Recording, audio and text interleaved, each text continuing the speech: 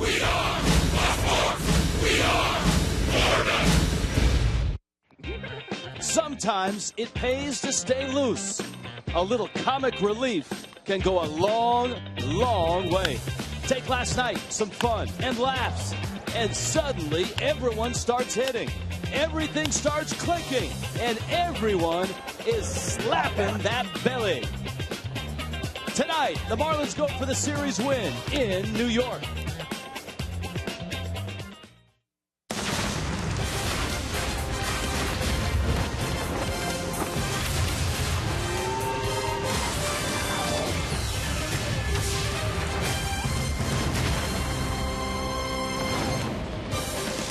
In New York, the talk of the town, the New York Mets. They're hot, headed towards October. But you know what? The Marlins are playing well right now. Having won 10 of 14, they beat the Mets in a series in Miami. They can duplicate that on Roberto Clemente Day as the Fish and the Mets finish off a 3-game series. Rich Waltz, Tommy Hutton. Hi, and welcome to New York. Comic relief. It does a hitter good sometimes. I really think so. I thought last night was perfect for Christian Yelich because he had always struggled here at Citi Field. Over 20 games he was hitting below 200. But the arrival of Saturday Night Live's Pete Davidson kind of got everybody going. Everybody was loose during stretch time, during batting practice. So what did Christian Yelich do? He went out and had a 3-for-5 night. One of those 3 was a double. He had a couple of RBIs. So Christian Yelich all of a sudden raised that batting average here at Citi Field because of a little comic relief. He was having some fun. Hey, another guy that had some fun was D. Gordon. How about the night D had? 4 base hits on the night. He has 4 4-hit games this year. 2 of them are right here at Citi Field. And how about the home run, number 3 on the year for D. Gordon? D. Gordon hitting .429 against the Mets this year.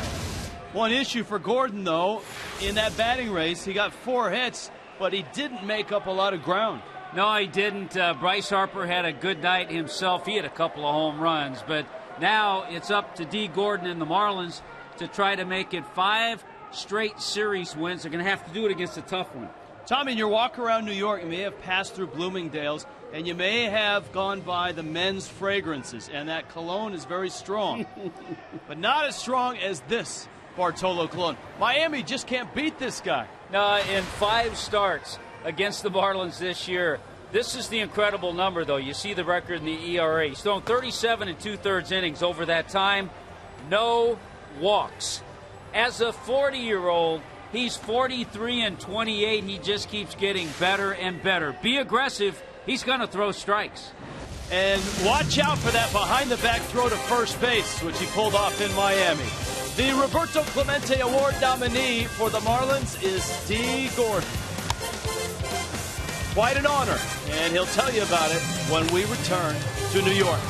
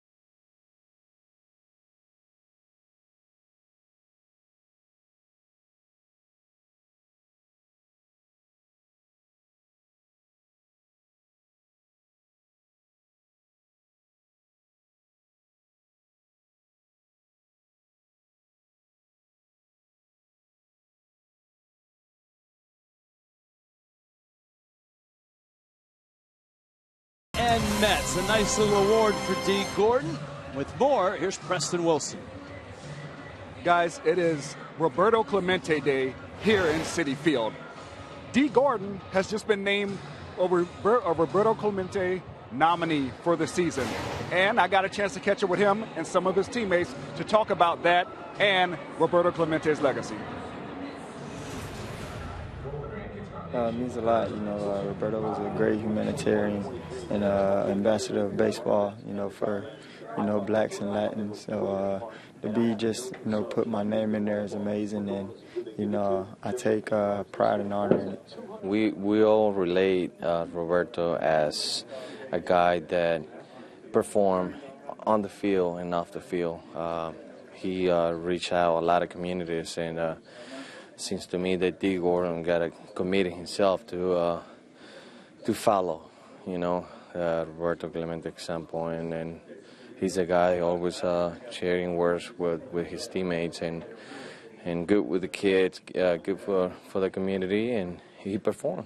Great guy to have that honor, to be named by that kind of player. D. Gordon is what Roberto Clemente came to my mind.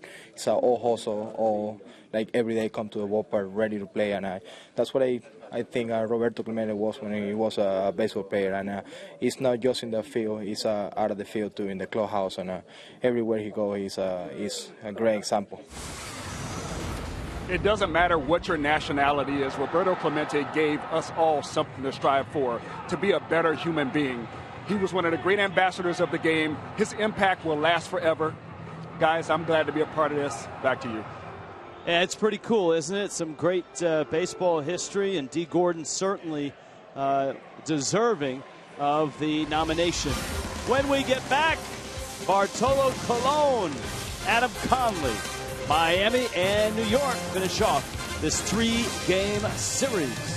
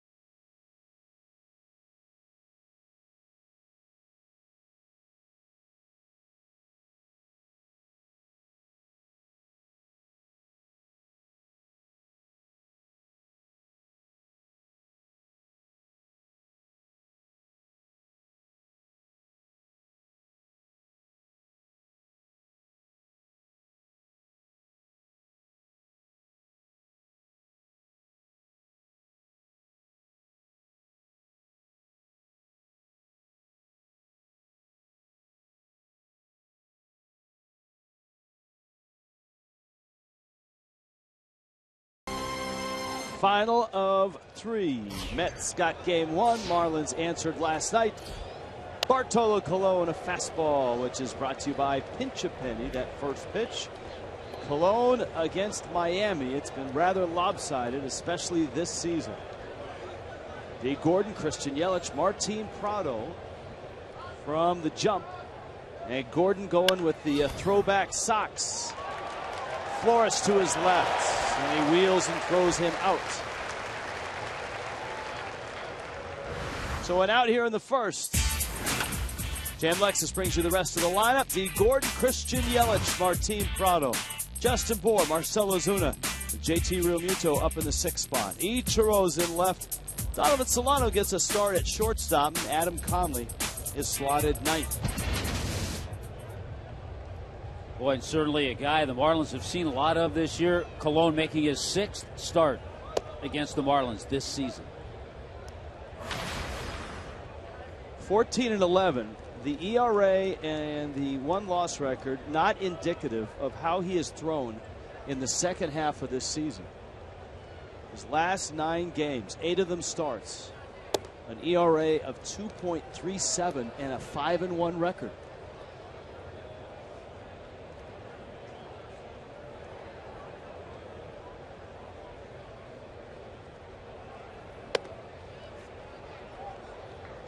And you don't see this very often. He's 3-0 on a hitter. Yeah, not too often. We talked about it in the previous 5 starts against the Marlins. 37 and a third innings, no walks. Strike. So not only has he had control, he's averaged over 7 innings a start in his starts against the Fish this year. Incredible numbers. The 3-1. Yelich pulls it hard, and on the hop, Campbell has it and steps on the bag. So 2 outs. Mets defense behind Colon. It has been, Rich, pretty good defense in this series. The defense brought to you by BMW. Cespedes, Lagares, and Kadire in the outfield. Wright, Flores, Uribe, Campbell around the infield. Darno does the catching. Neither team has committed an error in this series.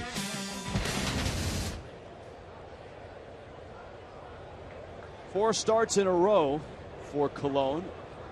He's won. He fires in a strike to Martin Prado. Actually took a little off of that one and zipped it back across the plate. He had that scoreless inning streak going against the Marlins. Extended it with a complete game shutout. He gave up 9 hits in that game, but that streak was snapped at 31 in the start in Atlanta. So you can make out your postseason rotation with all the youngsters if you want. But right now, Colon is one of the, if not the hottest pitcher that the Mets have. Emergency swing into right, and a diving catch there by the veteran Kadire. Michael Kadire robs Martin Prado with a full-out dive.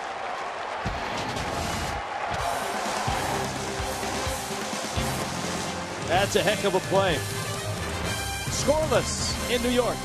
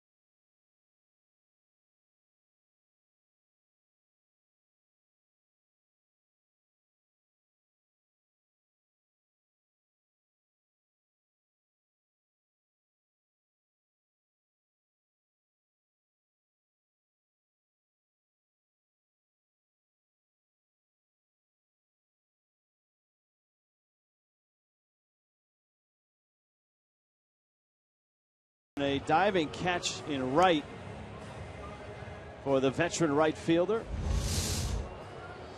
Rand-Eye Vision Cam gives it to you.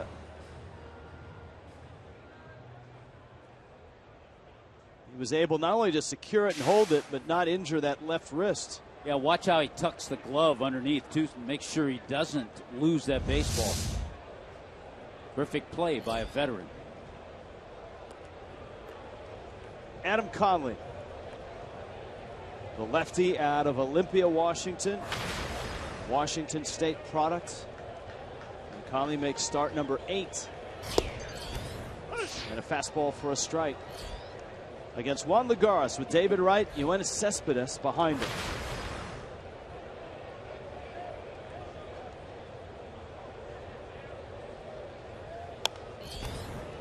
Fastball fouled back.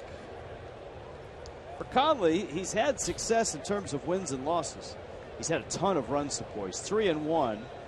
The ERA just under 5, though, 4.93.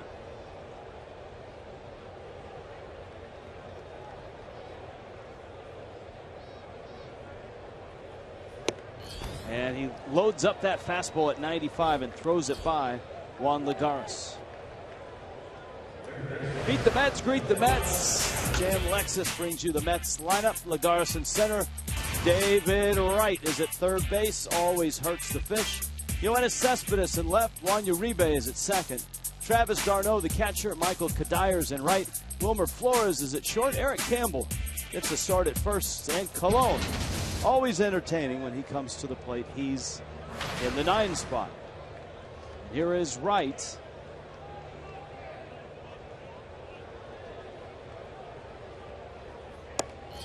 Right, RBI double last night. He has 3 hits in this series, and they're all doubles. Adam Conley not holding back, throwing good fastballs, nothing but. Yeah, might be a little change in the game plan tonight. Conley has shown, Tommy, that in his starts, he'll go 2-3 innings, sailing along quite well. Gordon is there. He makes the catch. I like it. D. Gordon going with those high stirrups, the old 70s look. Maybe a tip of the cap to Keith Hernandez with that. And we'll check in on the rest of the defense, brought to you by BMW. Ichiro in left field tonight, starting. Yelich in center, Ozuna in right. Prado, Donovan Solano getting a start at shortstop. D. Gordon and Justin Bohr and JT Realmuto filling it out.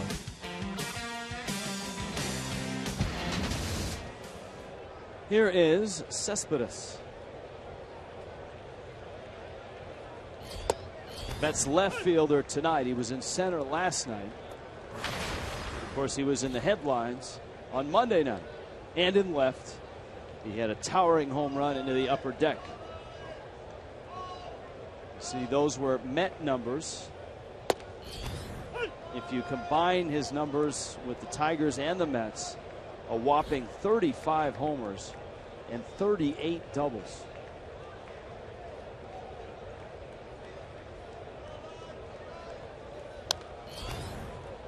Conley living at 95 right now. Getting back, Rich, to what you were talking about, because you and I both talked to Dan Jennings about this.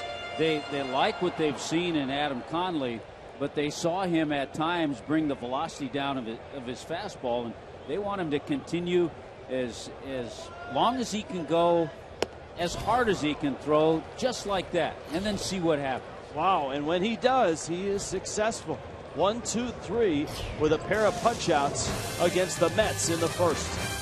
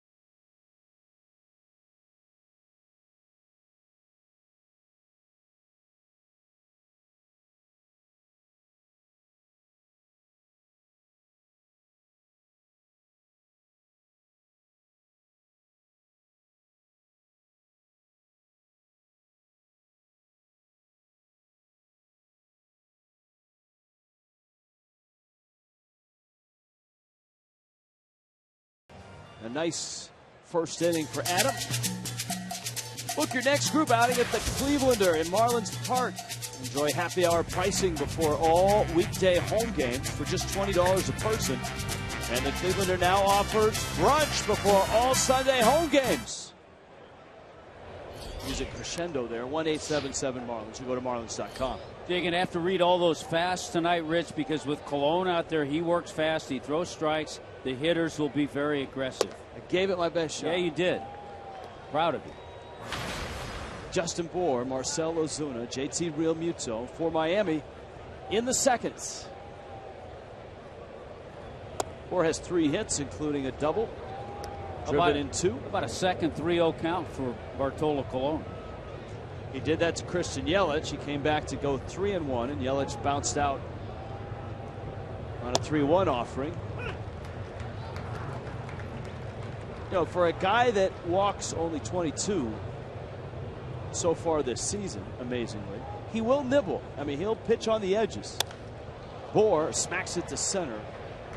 Lagares makes the catch. He is certainly not afraid to pitch to contact.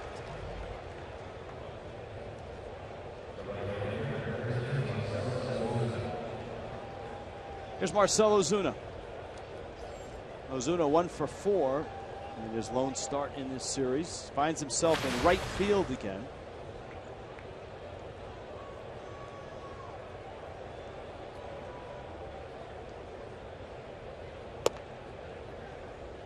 Watches that one miss outside.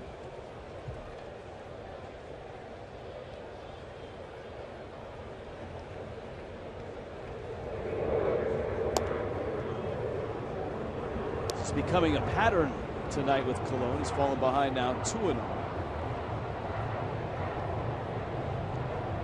Ozuna in his career, not much success against Colon, just 2 for 11. And there aren't too many guys in a Marlin uniform that have great numbers against this 42-year-old. You know, and you saw that last pitch. That was his breaking ball. He'll mix it in there. I thought he threw it more than we've seen in that last outing against the Marlins in his complete game. That one is roped to left over the head of Cespedes. He's got a great arm, and Ozuna knows it. Holds at first. He hit it so hard, and you've got the combination of Cespedes with the arm. And even though you'd love to get to second base, you also have to understand what's coming. Boy, right down the middle, and you're right about Ozuna. He hits this so hard. He just gets to first base right about now when Cespedes has the ball. Solid swing. That's one you'd love to elevate a little bit, and it goes a long way. Ozuna had his eyes on Cespedes right out of the box. So a single. Here is Realmuto. JT had his 10-game hit streak snapped last night. Still, he had some productive at-bats, including a sacrifice fly. Marlins with a pair of sac flies last night in a 9-3 win over the Mets.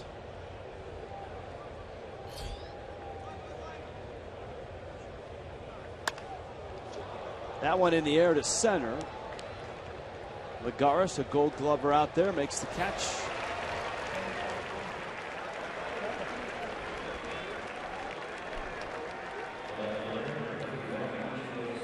And here comes Ichiro. Nobody has more at bats against Colon than Ichiro. 104 of them. See his season numbers. He had a pinch hit last night. Line drive hit. Look at that, 29 for 104. But this year, the number's not so good. 3 for 17.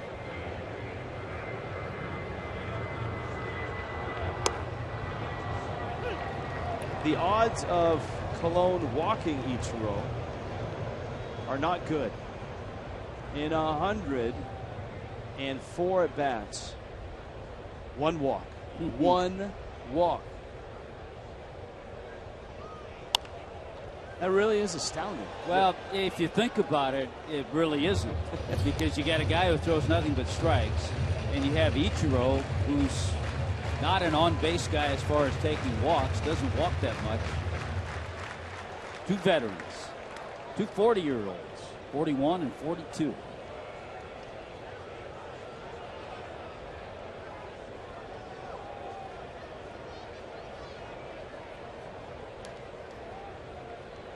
Oh-2 pitch coming.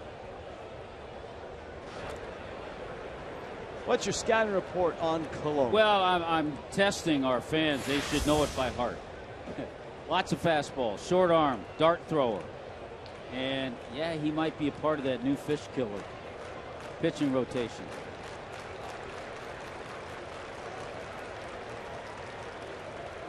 Ozuna on the move on the 0-2, and he is out.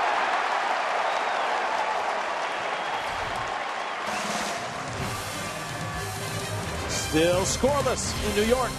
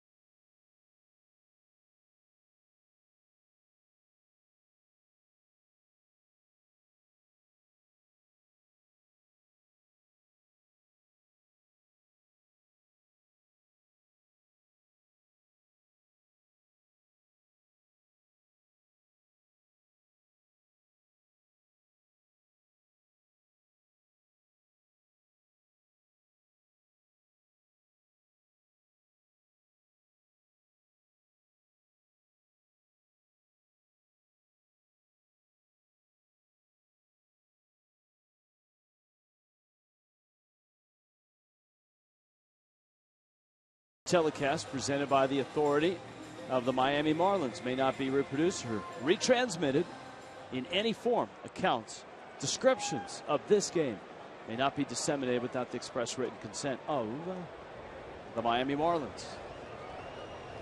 Juan Uribe, Travis d'Arnaud, Michael Kadire.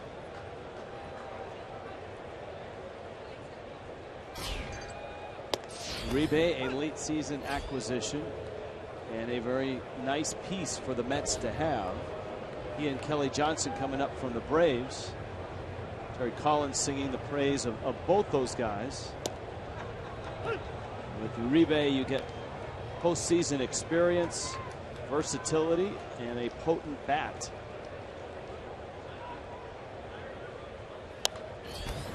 Good follow-up to the pitch before. Very nice changeup from Conley. Then he came back with a 95-mile-an-hour fastball, and you saw how Uribe was laid on.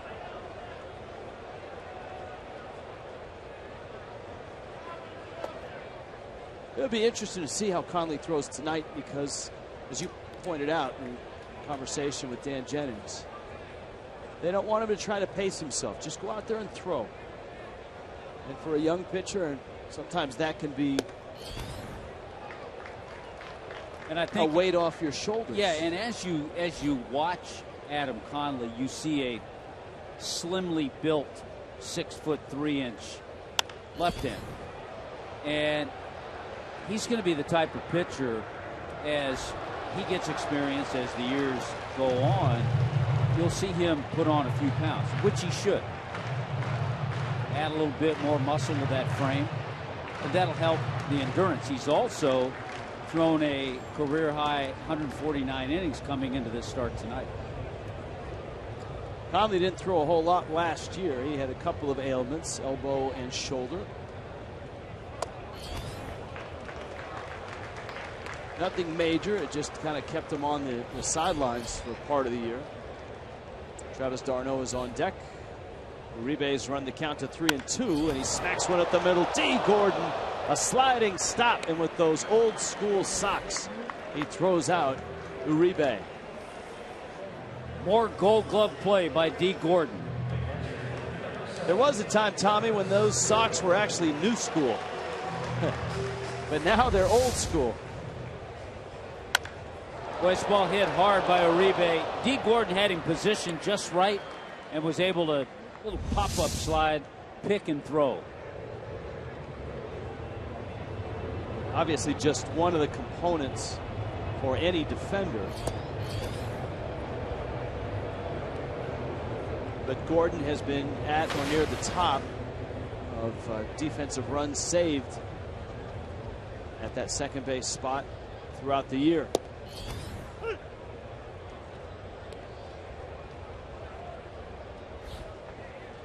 DJ LeMahieu has kind of fallen off some of those statistical categories. One of the guys that is up there in many of them as well as Addison Russell, but he hasn't played a full season at second base and is now playing shortstop. 2-1 pitch. d'Arnaud to right. Ozuna's there and he makes the catch. Which brings up an interesting question, Rich. You and I were talking about this before the game concerning Christian Yelich as far as winning a Gold Glove as a left fielder. Yeah, because 3 years ago the Gold Glove process changed for outfielders. It used to be they just named 3 outfielders. Now they go a left fielder, a center fielder, and a right fielder. And so we've actually sent some questions in to find out what do they do with the guy that is moved around a bit. Kadire takes in. And in Yelich's case, has moved from left to center on occasion. Well, as point of interest, he started 27 games now in center field, 79 starts in left field. Bouncer to shorts. Donovan Solano there tonight, fires over to first in time. Adam Conley's retired all 6 that he's faced in a scoreless game. Heads to the 3rd in New York.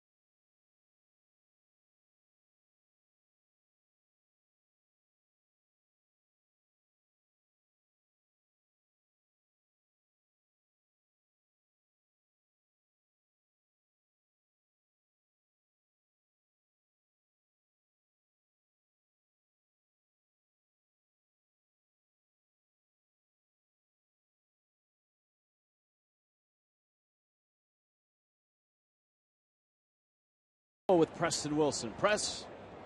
Guys, D has been flashing the leather all year. Tonight is no exception. Kerry Hill, I got a chance to speak to him before the game earlier this series, and he said he believes they have 3 Gold Glovers out there. He thinks D. Gordon, Adeiny Echeverria, and Martin Prado all could win Gold Gloves, and people overlook Martin Prado because of Nolan Arenado in Colorado. Out to center. And a catch there. Go ahead, Press. But Martin Prado only has 6 errors all season, so that puts him in the tops as far as fielding percentage is concerned. So the Marlins had Christian Yelich last year win a Gold Glove. This year, hopefully they'll spread that around the infield a little bit. Well, you know, Press, I'd like your opinion on this. Adeiny Echeverria has been out for almost, 2 weeks with that hamstring issue. And it doesn't look like he'll be back within the next 3-4 days. Pitch misses out, or actually on the outside corner. How much does that hurt a guy's chances down the stretch to win a Gold Glove? Unfortunately, I think when you have an injury at the end of the season, it tends to affect people's opinions more. We saw it last year with Giancarlo Stanton when he missed the last few weeks of the season. I think that hurt him in the NL MVP race. I don't think it should be that way, but I think sometimes that last memory is what people hold on to. That's a good point. 0-2 pitch, bounced to short. Busy night already for Wilmer Flores. Yeah, I agree with Preston and Rich. I hate to see that happen because I think Echeverria certainly has had a Gold Glove season, and people will just forget, unfortunately. But if they do their homework, if they do it the right way, then they won't. And D. Gordon should win a Gold Glove, hands down. Bottom line. There's Adam Conley.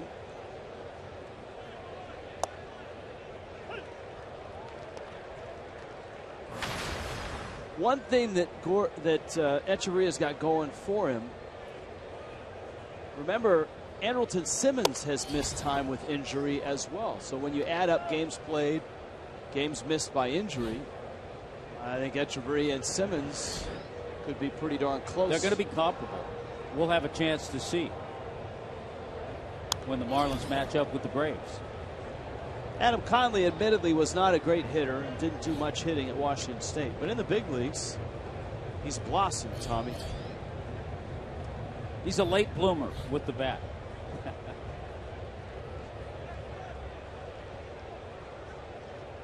Conley 3-for-11, and he has an RBI. For a left-handed hitting pitcher facing Bartolo Colon, this is a nice, comfortable at bat. He's not going to blow him away with a 98-mile-an-hour fastball.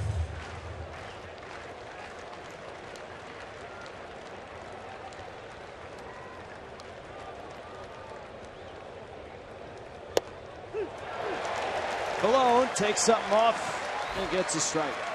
It goes 1-2-3 through Miami in the third. Scoreless.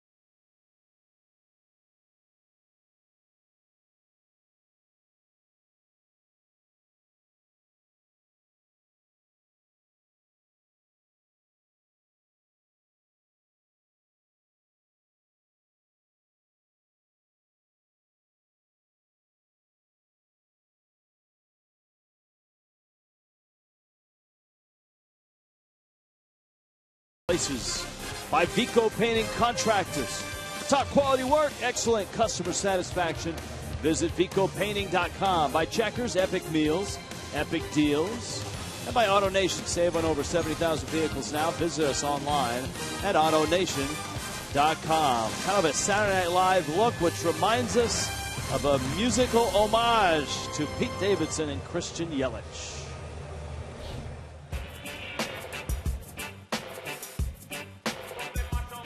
Mets are going down!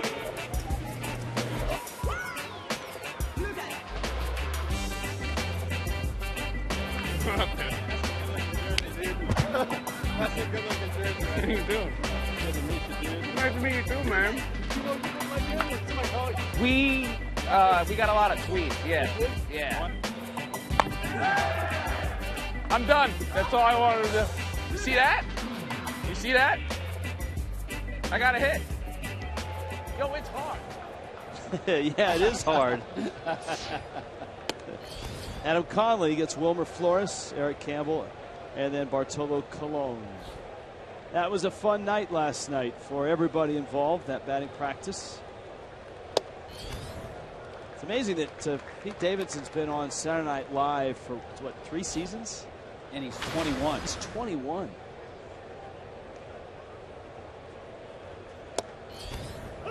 There's a strike. He's from Staten Island, if you couldn't tell from the accent.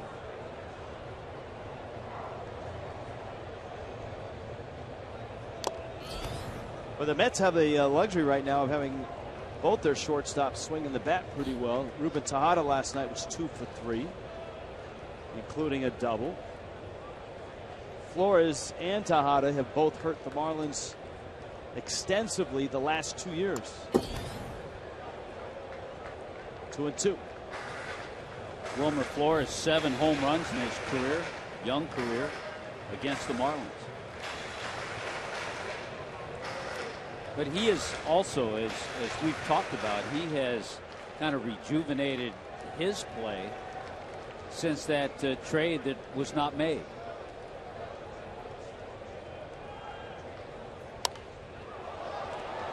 In the air, Bohr makes a catch.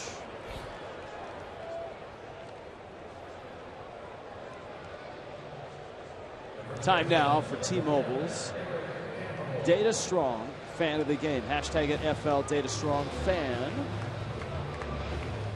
And send it away. Put it on Twitter, put it on Instagram, and try your luck. Our blue ribbon panel will select a photo. Quite possibly you'll appear later in the telecast.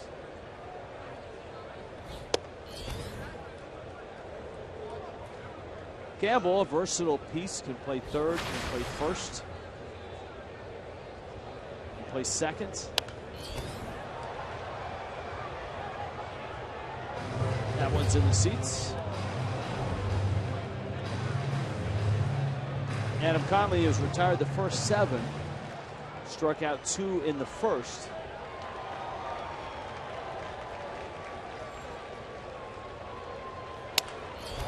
Busted bat. Prado doesn't know which one to get out of the way of. He watched the ball go foul and then braced himself because out of the corner of his eye he saw the bat head in his direction. Yeah, you talk about a bat completely shattering. Prado trying to dodge everything. You can see by his reactions. I think he abandoned the baseball at that point. And I would too, quite honestly. Once he knew it wasn't going to hit him or he couldn't catch it, he was all about the bat.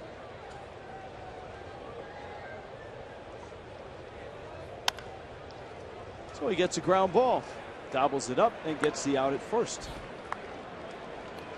That's much easier than a line drive. He'll take that one. And a bat flying at you. Yeah, he'll take that one. All right, if you want to get up and get something to drink, don't do it now. This is always appointment television. Bartolo Colon at the plate. not a lot of hitting experience, almost his entire career in the American League. But now in his 40s, he's enjoying hitting.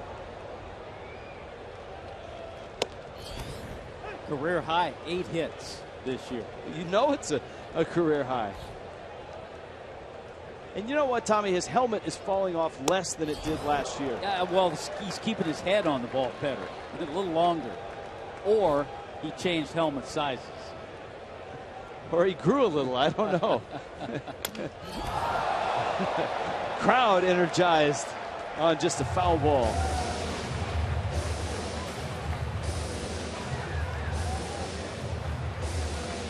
Even JT Real Muto's having some fun. Look at it.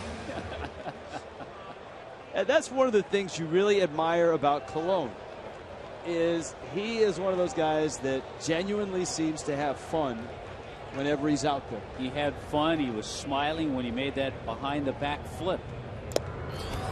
Swings and misses.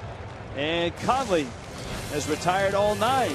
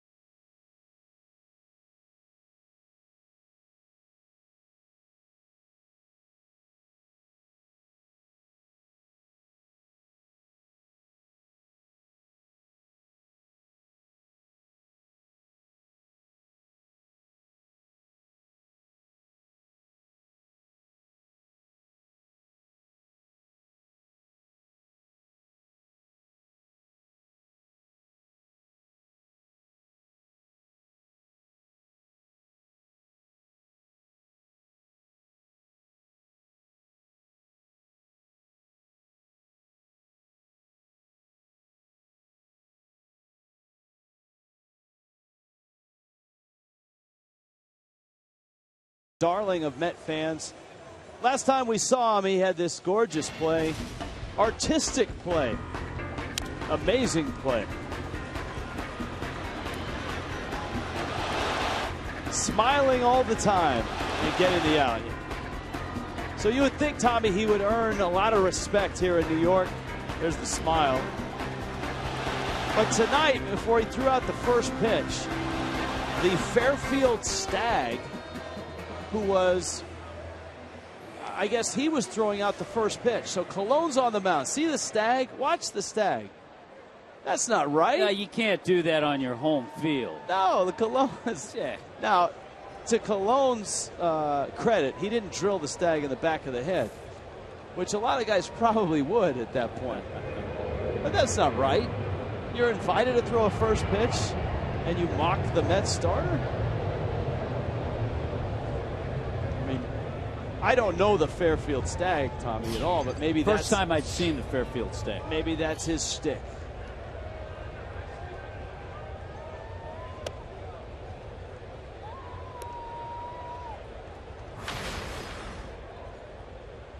D. Gordon, Christian Yelich, Martin Prado.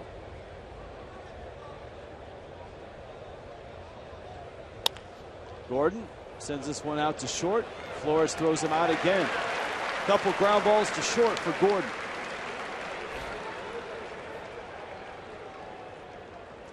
And while Adam Conley has zipped through the Mets lineup and retired all 9, Colon has given up a single to Marcell Ozuna, but he was erased on a caught stealing.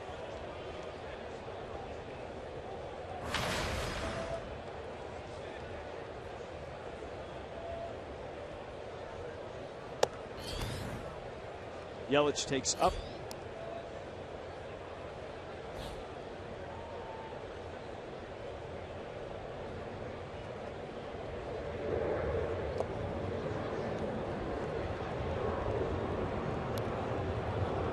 This is certainly a real nice bounce back year for Christian Yelich after the slow start. Injured his back early. The swing really didn't kick in until mid-June. Since then, the numbers have risen steadily. He's at a .351 on base and a .390 slugging coming into this one. Diving stop by Campbell, and Colon beats Yelich to the bag. 2 balls. Christian Yelich is absolutely crushed to first base. Campbell made a nice play in the first inning. This time Campbell goes to his right, a diving play, and if you want to see a 42-year-old race over, Colon does a great job in getting over there in time to get the throw and complete the out. There's the play by Campbell. I think for all coaches, for pitchers across baseball, they will show this video and say, if Bartolo Colon at age 42 at 290 pounds plus can get over to first, then you can get over to first. Good point. You know, I mean, the next time a guy doesn't cover first, that's the video you got to show him. Use that in the instructional league with all the young kids.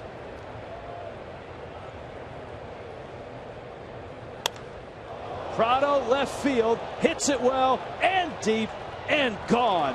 Upper deck gone. Wow, Martin Prado muscles up, his 8th of the season.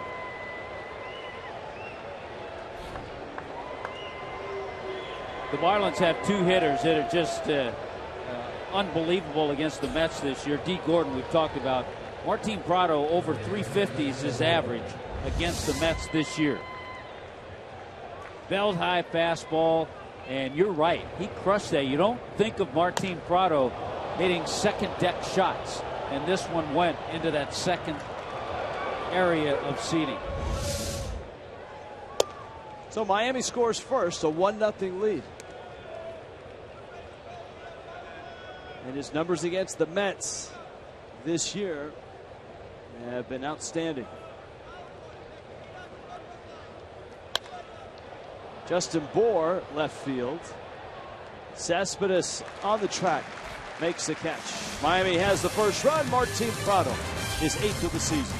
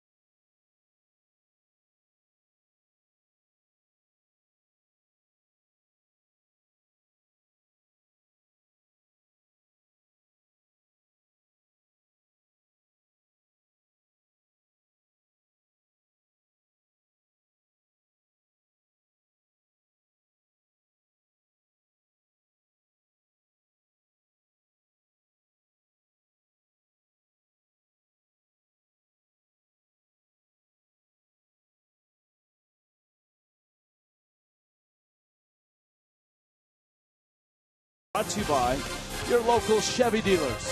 Visit your South Florida Chevy dealers today. And by Checkers, epic meals, epic deals.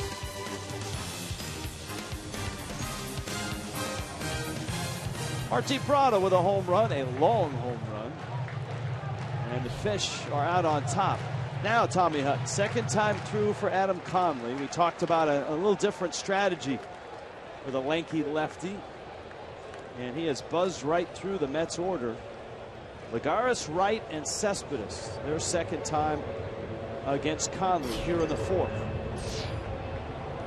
I think, first of all, he has to just maintain and still try to maintain that velocity, because if he does, the secondary pitches, the changeup and the breaking ball, will be successful.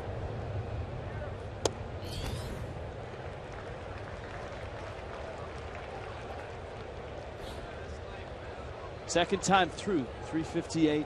Third time through, 375. But you see his first time in, he's gone 3-0 on the Mets center fielder. Lagares struck out back in the first.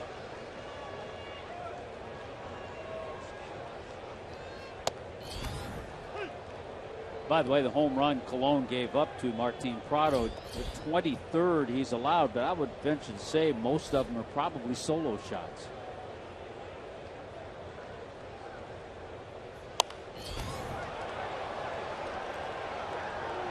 Justin Bour.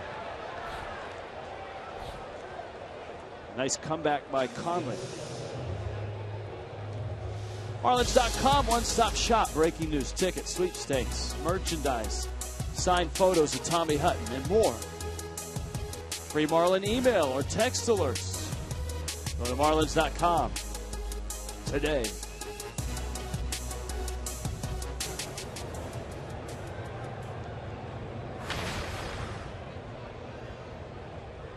David Wright, who popped out back in the first.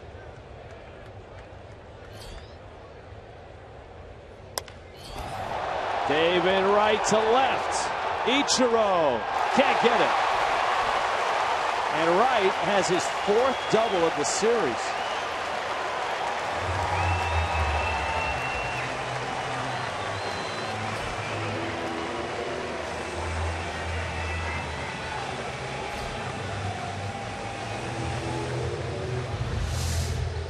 David Wright gets things opened up quickly for this fastball. A lot of times you'll see him drive that pitch into right center, but he opens up the Mets all-time leader in doubles. Talked about that last night. 380 now for David Wright. Ed Kranepool second, Daniel Murphy third on that list. Murphy only two behind Kranepool though. Now Cespedes.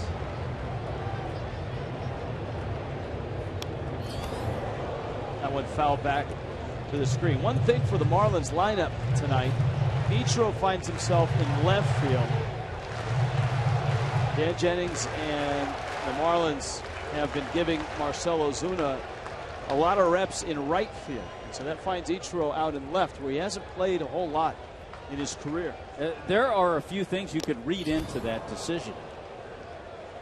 One of them, and this is speculation, because we have no idea. Do they want to see Yelich more in center? Do they want to see Ozuna in right? But then that's where Stanton's going to play. So it was kind of odd when we saw Ichiro starting the game in left field. Ozuna's loading up the arm. Wright won't try it, and Ozuna throws a bullet that's cut.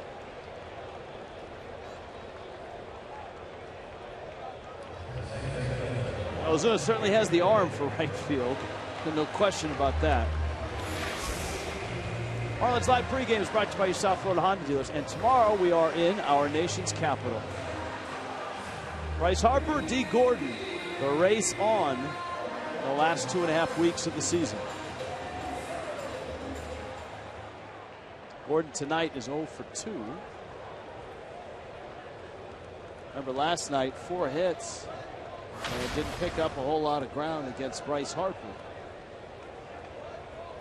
The Nationals are in Philly. Uribe swings and misses. And Harper is 0 for 2.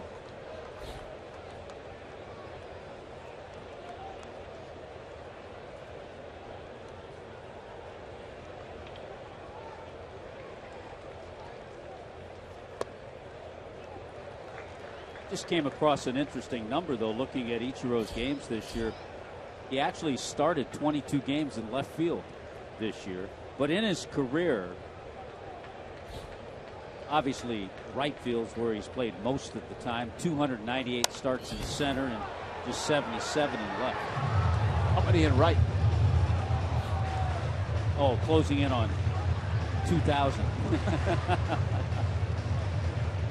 So it's not Ichiro the club's trying to figure out where he can play. Right. Ichiro is just filling a spot. Yeah.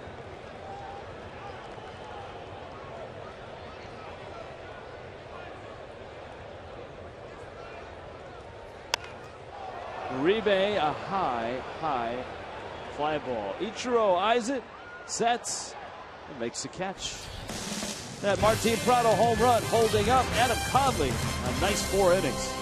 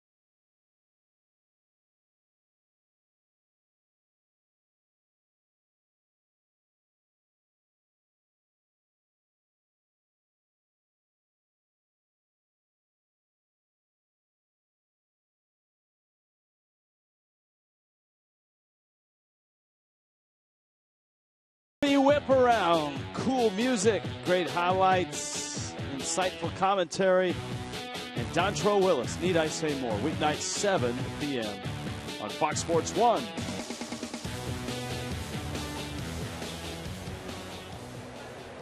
In New York, Citi Field, 1-0. Marlins trying to beat Bartolo Colon, which has not been easy for them, and lately it's not been easy for anybody. Marcell Ozuna, JT Realmuto, and Ichiro.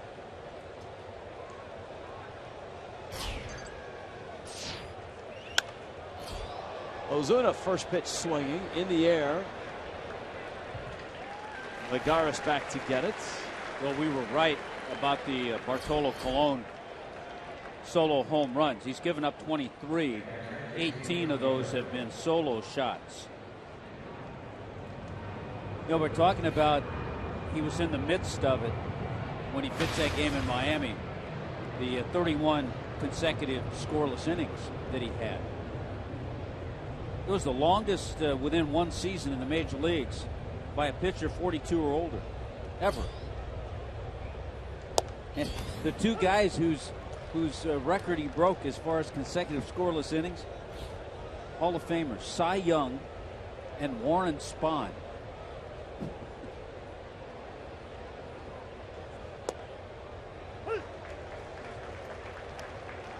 A strike to JT Realmuto.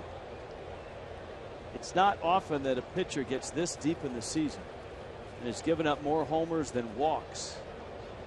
But Prado's homer, the 23rd he's allowed. He's walked 22. That one down the left field line and deep.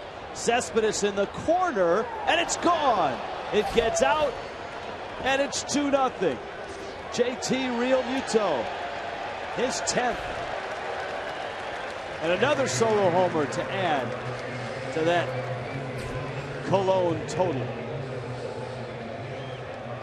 Remember, the pitch to Martin Prado was pretty much middle of the plate. little different location on this one. It's in. A great job by JT to keep this ball fair. A lot of times a hitter will get out in front of this and pull this and hit it foul. So JT Real Muto now 10 home runs, 18 doubles, 6 triples. Ichiro takes a strike.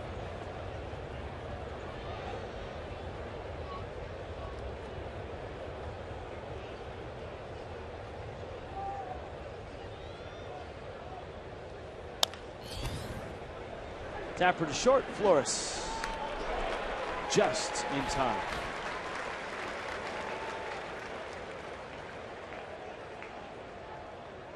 Our Geico Marlins moment. 1997, Bobby Bowe hit the Marlins' first walk-off grand slam. That in a 9-6 win over Colorado. Of course, Bobby Bonilla still on the Mets payroll.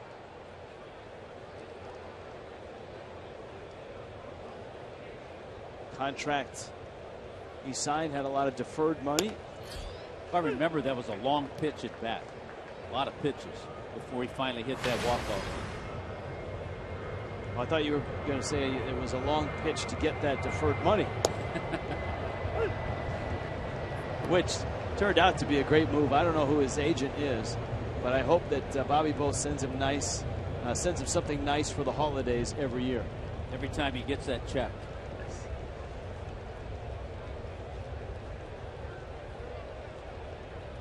Solano bounced to short in the third. And a fastball from Colon is up. Two hot teams.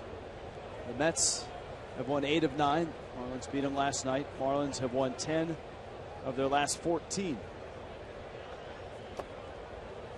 A rare breaking pitch from Colon. The Marlins drawing some praise from Keith Hernandez, who visited the booth today just to check up and check in.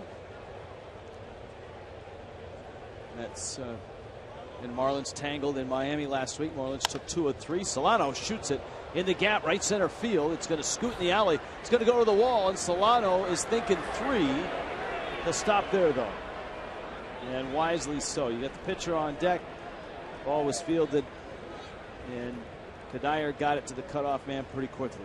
Well, he picked up Lenny Harris, too, which is a good thing.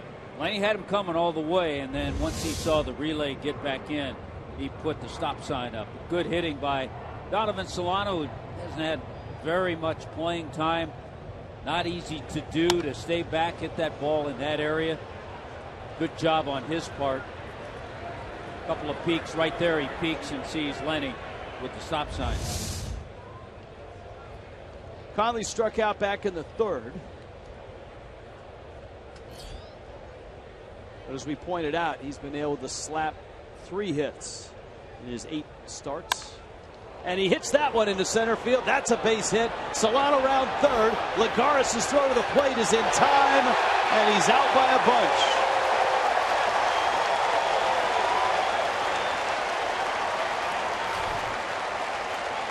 Amazing that Conley has 4 hits already.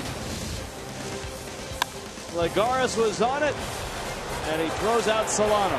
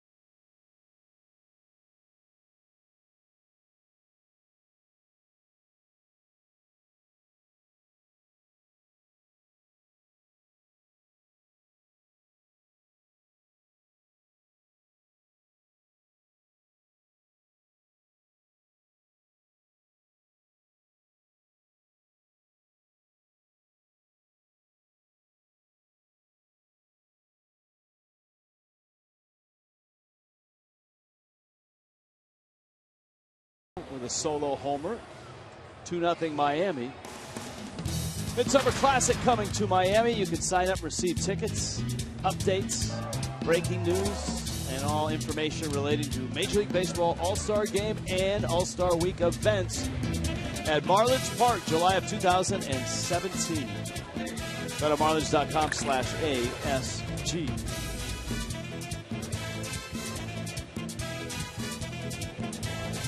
I wonder what the Clevelander will be like during the All-Star Game. And it'll be active. It'll be active. They'll go through a lot of paint.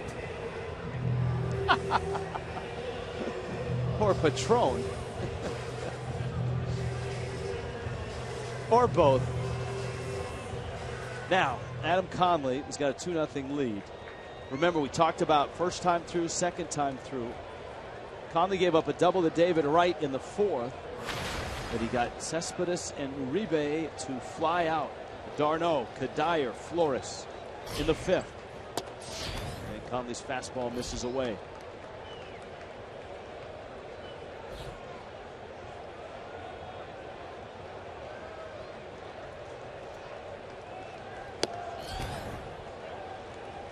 Ball and a strike to the fine young catcher of the Mets. Darno, one of those guys that has really had a nice year despite his season being shortened a couple of times by trips on the disabled list. Marlins have had a good look at his power. I mean, he doesn't look like a really big catcher.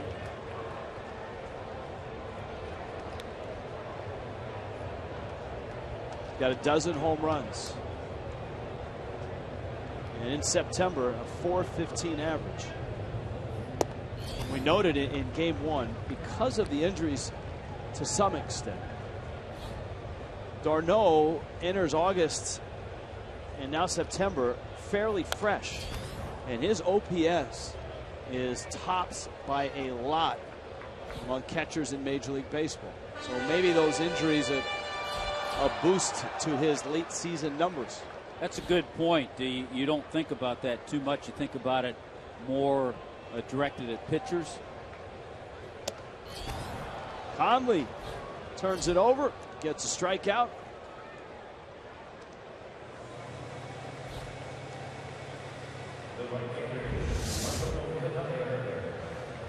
Ball had some good movement, tailed away to Darno to get the strikeout out of the strike zone. He got him to chase it. And I was just thinking when you were talking about the young catcher, Travis Darno, a couple of terrific young catchers up there at the time with JT Realmuto behind him. A couple guys that should be around here for a while. Now Kadire, he bounced to short. And Conley changes speeds at 85 miles an hour. He has been free and easy from the very start of this ball game. Into left.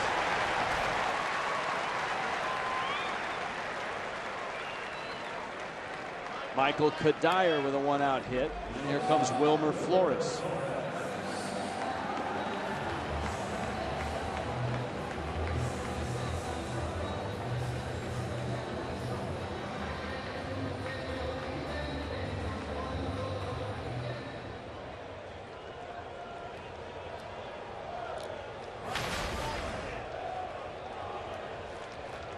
Flores 16 home runs this year.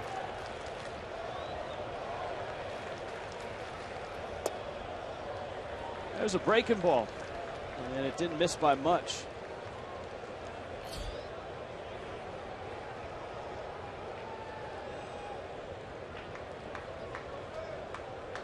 Conley steps off. Actually, may have clipped the strike zone. Very far border. And inside part of the plate. Pop up D. Gordon has it lined up and makes a catch. Washington, D.C., the destination for the Marlins, who will be taking a train tonight from New York to D.C. Bryce Harper, who is 0 for 2, his average at 336. That's his action tonight. Dee Gordon will be trying to chase him down over that 4-game set, which starts tomorrow night. Roark, Cozart. Look forward to see Jared Cozart out there again. We'll be going a little old school travel with the train.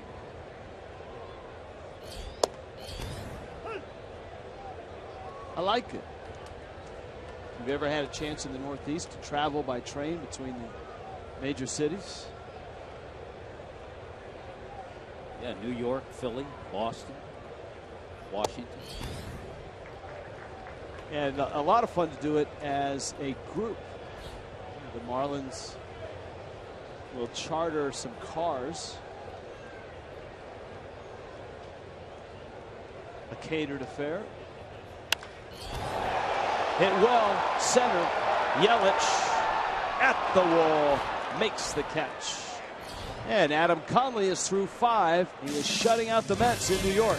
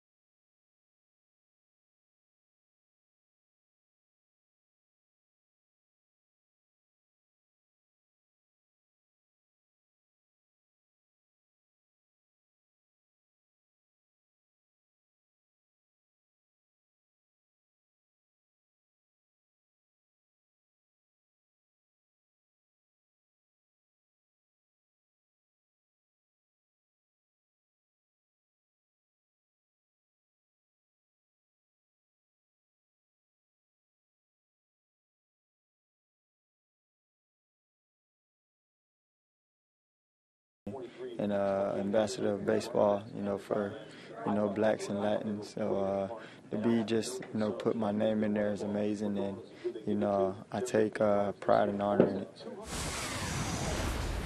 Nominee for the Roberto Clemente Award. This is Clemente Day in Major League Baseball. Dee Gordon was terrific, certainly for us, in the Fox Sports Florida fantasy auction. He signed 200 baseballs. We were part of the pledge packs. The value of that baseball since that auction has continued to soar too. And he did it without complaint and was very enthusiastic about it. He has been he's been tremendous. I mean, he respects the game, and that's because of his past, because he grew up in the game. And this has not been an easy year for anybody in the Marlins organization, let alone guys on the field. And despite that, every night Gordon is out there with enthusiasm, some fire.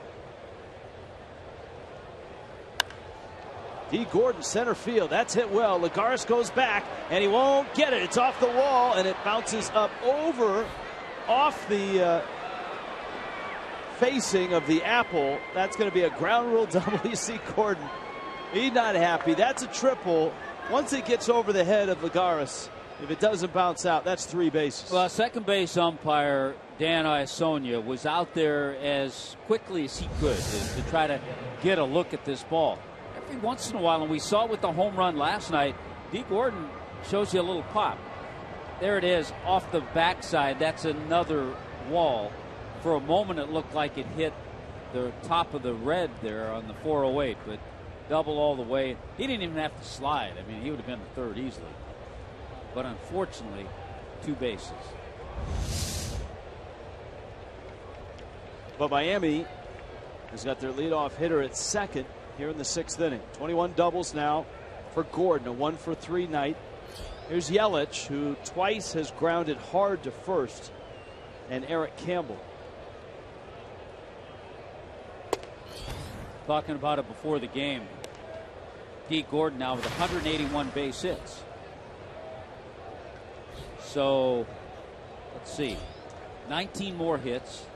The Marlins, counting tonight, have 17 more games. That's certainly doable for Dee Gordon. And he really has eaten the Mets alive. This year, Dee Gordon now has 34 hits against the Mets. That is the most in a season by any player ever. And look at the names. And ironically, Roberto Clemente is on that list. That's an unbelievable list. That's a list that needs to be up there for a while. Look at the names.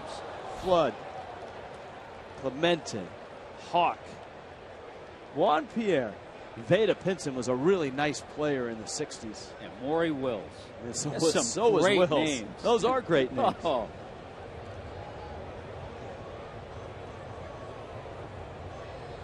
And he's not done yet. He's got 34. He'll get at least a couple more cracks tonight. Yelich fouls that back to the screen. It's 1-2.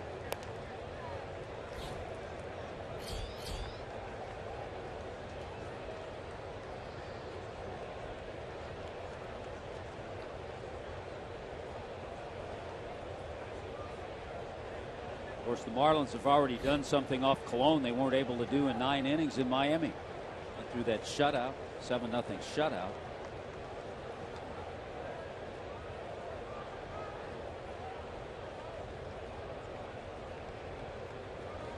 Chance to stretch the lead here. You've got great speed at second. Yelich, Prado, and Bohr.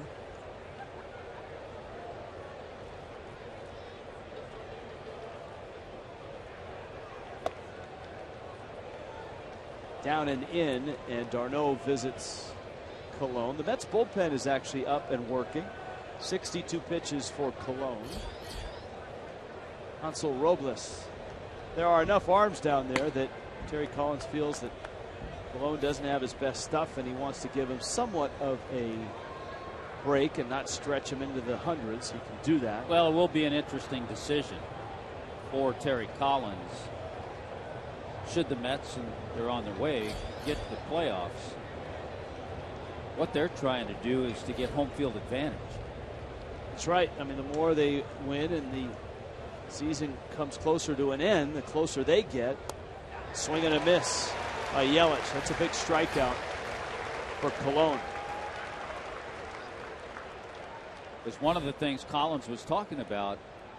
Should they not get the home field advantage, that means the first 2 games would be in Los Angeles. More than likely 5 o'clock local time start. And it's tough to see at that time, and you'd be facing Kershaw and Greinke. And right now the Mets are a half game behind the Dodgers for home field in that first division series. The wild card team plays the division winner with the best record, and right now that's the Cardinals by a pretty big margin. But Pittsburgh's 3 games back of the Cardinals. Super Bowl game tonight in Pittsburgh. Cubs and the Pirates. Jake Arrieta for the Cubs going for his 20th win. A.J. Burnett pitching for the Pirates, and after 4 innings, no score.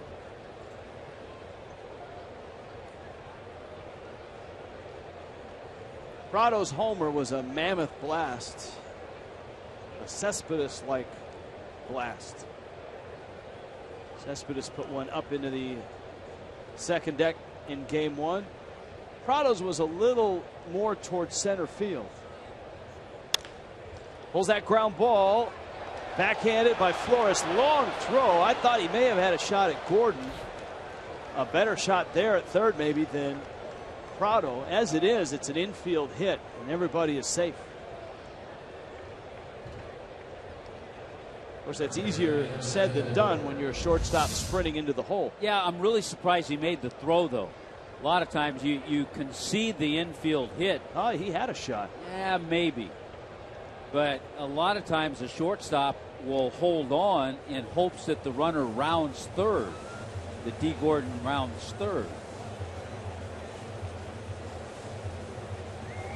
Either way, the Marlins in business, first and third, and one out. Well, Dan Worthen said, hey, if you could get the big guy to roll over on one here, you can get out of the inning.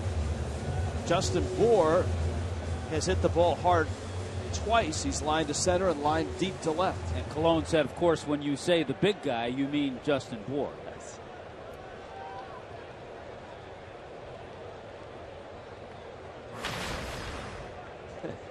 Yes. 2 for 13. Let me amend that. 3 for 12 is Justin Bour against Colon. One of those a home run.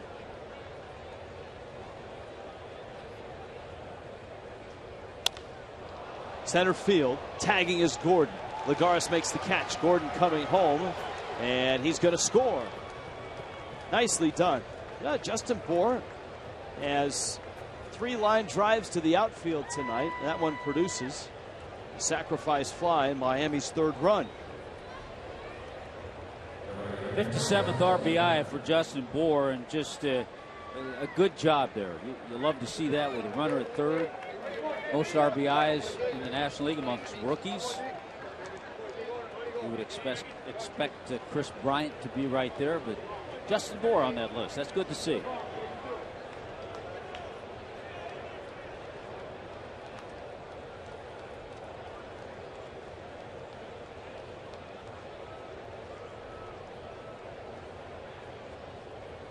Ozuna has singled and flied out.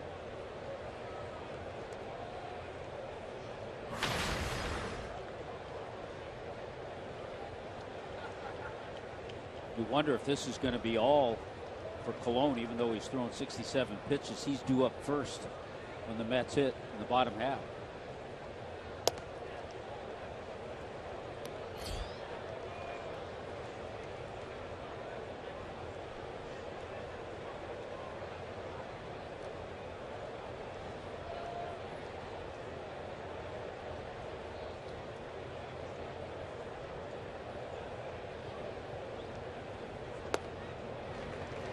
Changeup.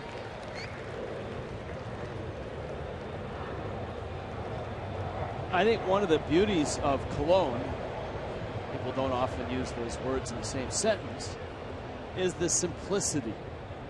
He's not a real complex pitcher. He's got impeccable control. His fastball moves, and he can change speeds off of it. And he has a uniqueness with that delivery. Back-to-back changeups, you don't see that often. But we've talked about the way he short arms the ball with his delivery, which is tough to pick up.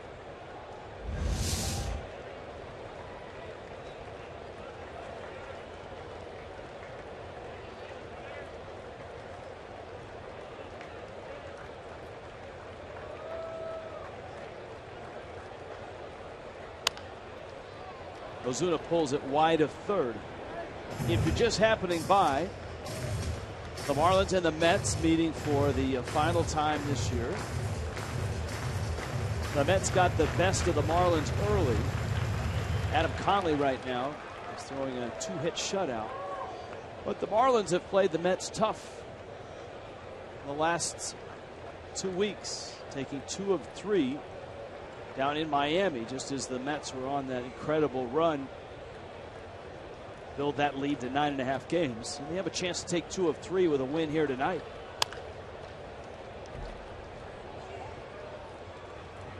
And it's kind of what the Marlins have been about for this 3-week span. Having won 4 consecutive series, a chance to win a 5th consecutive on their way to a 4-game set in Washington, D.C. All of those games here on Fox Sports Florida.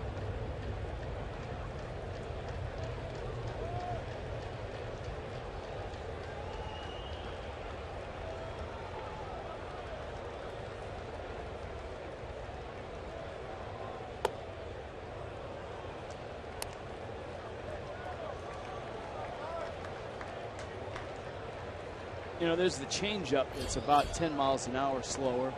Then there's that pitch, which is about 4 miles off the fastball. See what he throws 3-2 with 2 out. Of course, Prado will be on the move.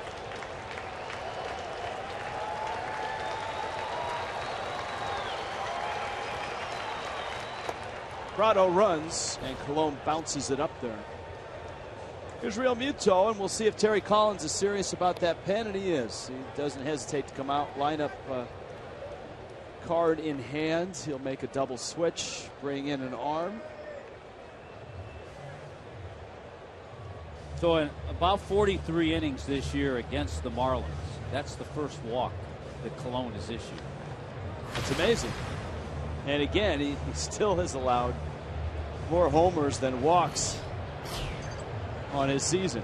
Marlins have hit 2 homers and drawn 1 walk tonight and lead it 3-0.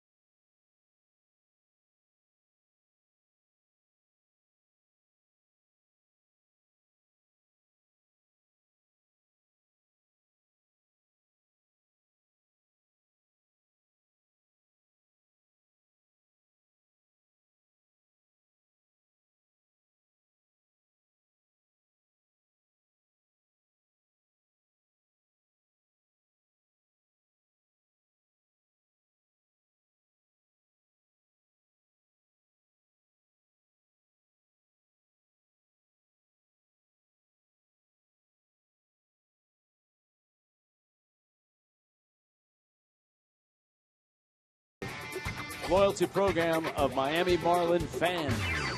Get bonus points watching Marlin road games here on Fox Sports Florida. Your code tonight is Broadway. Marlins.com/fishfamily.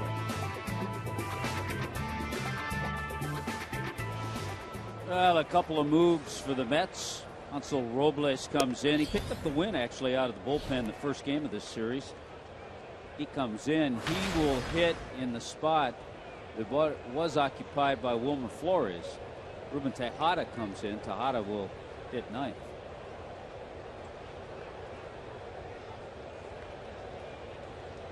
And JT Real Muto is up. There's a look at Tejada. Chatting with Martin Prado out at second base. I think if JT had not homered and hit the ball so well, Terry Collins may have stayed with Colon a little bit. So that's amazing. 43 1/3 innings this year against the Marlins, and that's the only walk that Colon has allowed. And if you go back to last year, his streak was almost at 55 innings.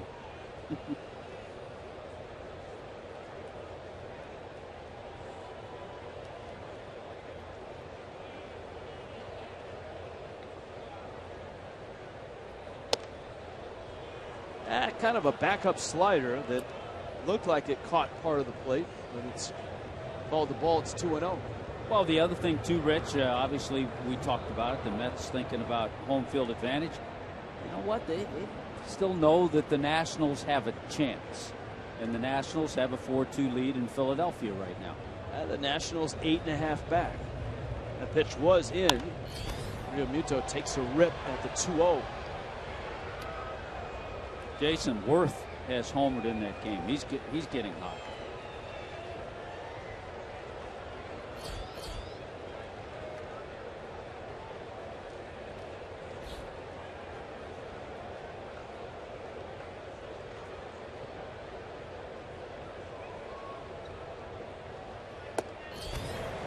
High fastball. Real Muto chases it. And it is 2-2. So Miami goes to D.C. A 4-gamer against the Nationals. Mets have an off day tomorrow, and they get ready for the Yankees.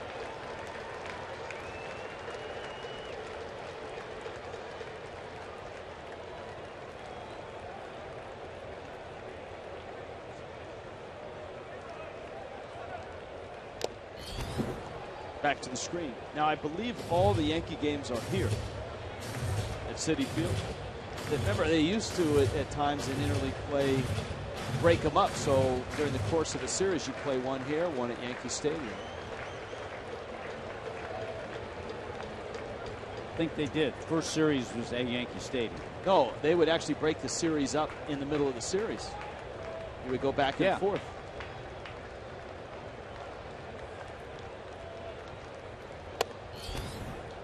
Speaking of series, there's a big one going on in Texas. The Rangers have overtaken the Astros.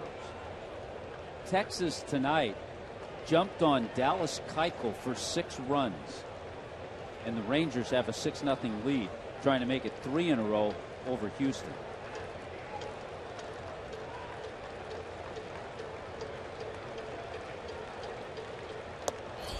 Runners on the move on 3-2, and Robles ends up walking Real Muto.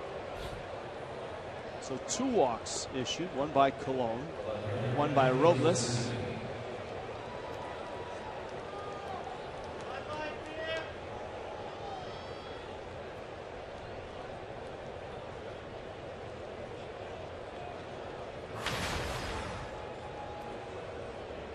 Ichiro now is flied out, bounced out.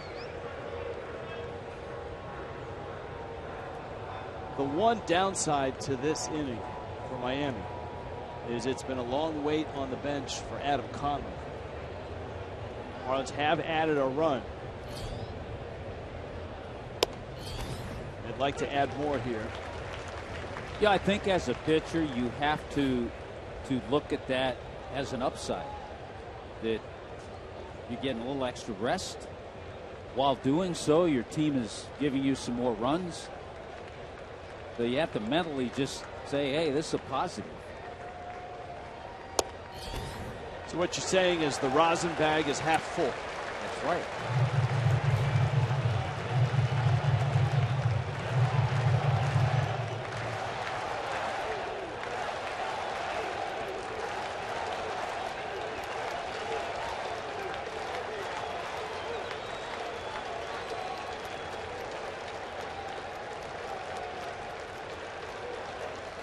0-2 to Ichiro. Just got a piece. That would be something, because Texas is a team that has everyone focused on the Angels and the Astros the first 3 months of the season. And then Cole Hamels trade, some guys get hot. And suddenly the Rangers are making a charge. They can add to that lead in the West if they hold that big lead they've got tonight. 0-2 again. And he went. Ichiro couldn't check his swing, and Miami leaves him loaded. Marlins add a run on the Bohr sacrifice fly. They chase Colon. Conley back out for the 6th.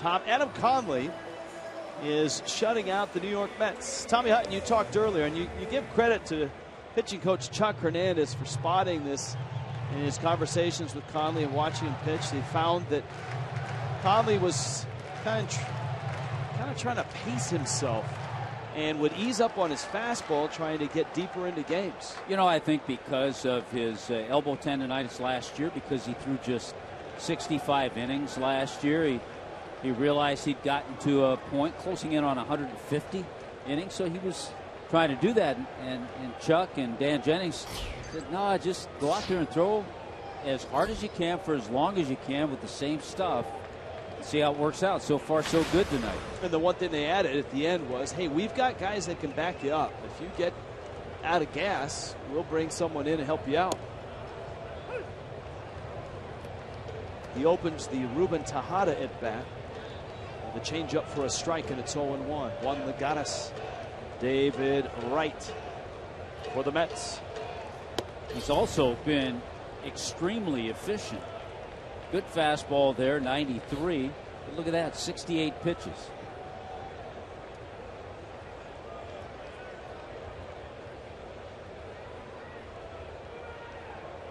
Oh, 0-2, Tejada's first at bat. He came in the double switch. But these are all such good signs when you look ahead and think about next year. You think about Nicolino, you think about Conley, you think about a healthy Jared Kozart, and getting a chance to see them pitch here in September. You see he topped out at 96. He's been living 94, 95.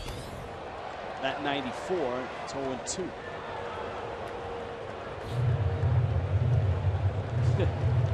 We're talking about Flores against the Marlins. Tejada against the Marlins. Yeah, the two Mets shortstops over the last couple of years have done a lot of damage. Oh, that's a nifty breaking ball. Fastballs. And after he fought off a couple, he throws up a hook. That's his third best pitch, and one that he continues to try to refine. And if he refines this with consistency, bury it down and in, especially when he's ahead to a right-handed hitter, perfect pitch.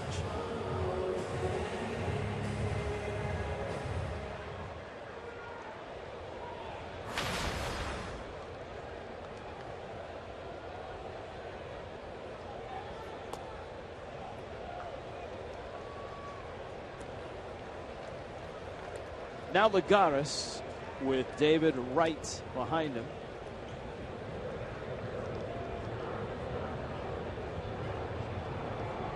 Conley's wife on the far left.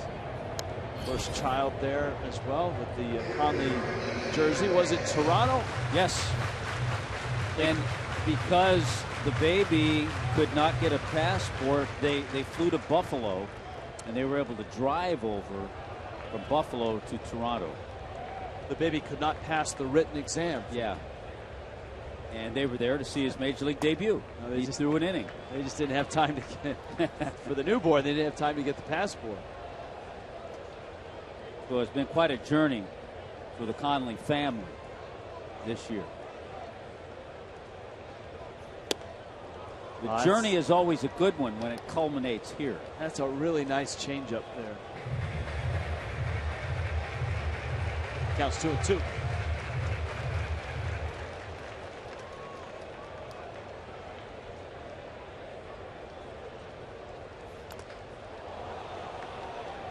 Did he foul tip it? He must have.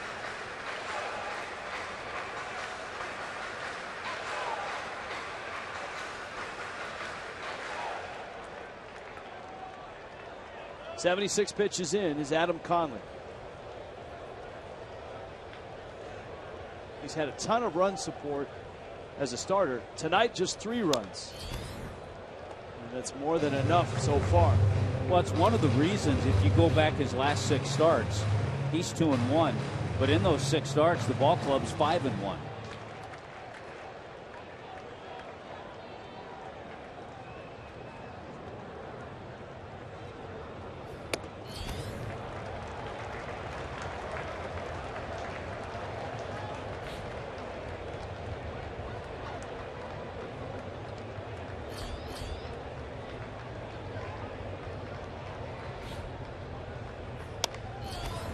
Jam shots. Solano and Gordon, and it's D. Gordon who streaks into your picture and makes the catch. That's the 5th pop fly out that he's recorded, and what that tells you is that he's making good pitches. The fastball sneaking in, maybe the changeup fooling hitters. He's making good pitches and having hitters fooled. So 5 pop fly outs from the Mets against Adam Conley.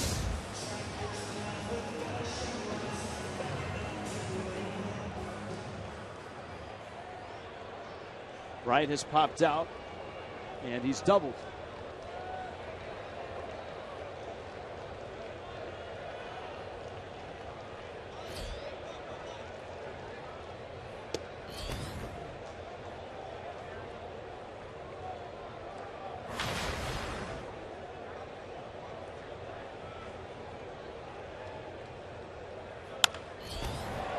Up the middle into center field. And that's a base hit. Wright has 5 of the Mets' 17 hits this series. And for more on David Wright, let's visit with Preston Wilson. Preston? As a Major League Baseball player, especially a veteran, sometimes people forget that they still really love this game, and it means a lot to them. David Wright had a tough year this year on the DL with the back, came back, and he said one of the things that he was really happy about was that his teammates kept him involved. They would send him text messages, send him pictures just when he was away, and it made him feel closer to the team. And he also talked about the fact of when he was in 2006, he thought it was going to happen almost every year. As a young player, making it to the playoffs, but he's relishing this time now because now he gets a chance to be with a team again that's making the playoff push, and it means a lot to him. Preston, you finished your career with a World Championship, didn't you? So you were kind of the reverse. Yeah, I actually didn't actually make it onto a playoff team until my next to last season in the big leagues. Won a World Series then, and I'm glad I finished it up the right way. What was that like after all those years of watching games from your living room in October? It gives you a great appreciation for the game, for the experience, because there's a lot of people who play and they're in the playoffs all the time because they're on the right team or right organization. I waited my whole career to get to that point, so I cherished it. I enjoyed every moment, and it's something that I'm going to take with me forever. Preston, I mean, look at you. Yeah, you just put us to shame. You've got the cufflinks going. You've got the bow tie rocking. You've got the Don Draper pocket square. Trust me, that's not the clip-on bow tie either. That's a real bow tie. And you're doing a fine job. Tie this one. We certainly have enjoyed your work a lot here on Fox Sports Florida this year. Well, thank you. I always tell people I got great people around me to learn from and draw from. Rich, you and Tommy have been so gracious with your time and helping me understand things about the TV business. I'm in a great situation, and if I'm better, it's a lot due to you guys. Thank you for that. And we'll see you in the booth again this year. Fastball foul back to the screen.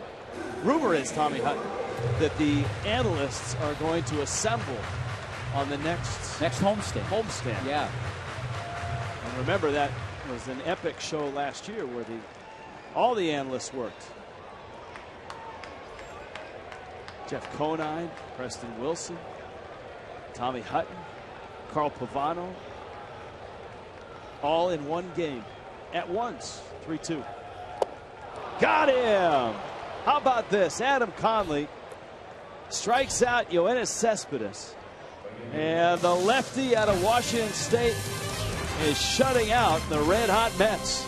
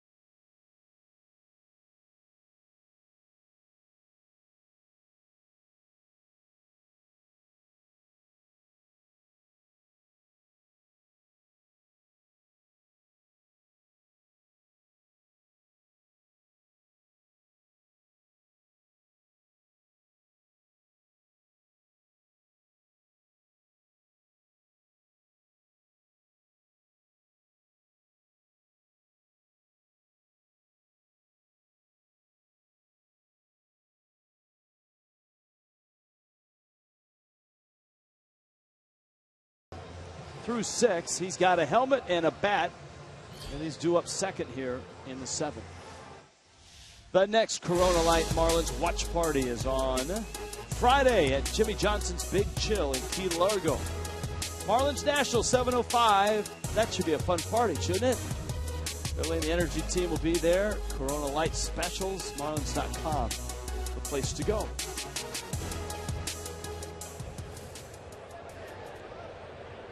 Last night, Kelly Sacco in Weston with live reports from a Marlins watch party. Hansel Robles, second inning of relief. Donovan Solano, Conley, and D. Gordon.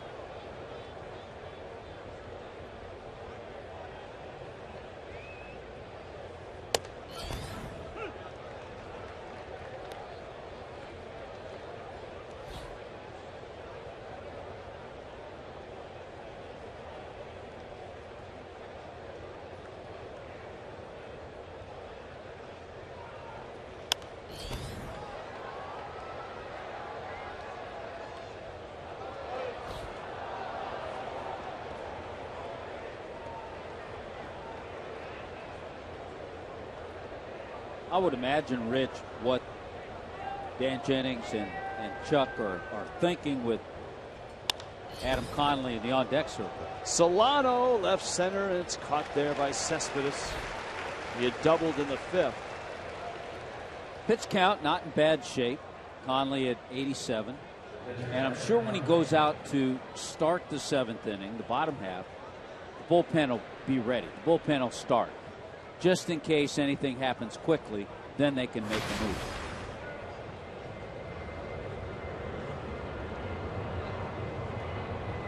Conley added to his nice offensive year with a line drive single to center. Actually, the only problem was he hit it too hard. Donovan Solano with 2 outs was thrown out trying to score.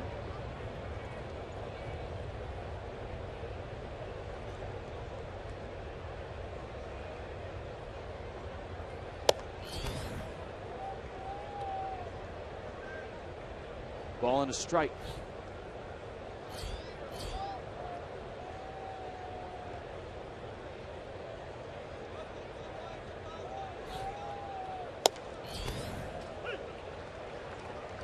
CB Buckner calls a strike there. Seeing a little more on the miles per hour from Robles than from Colon.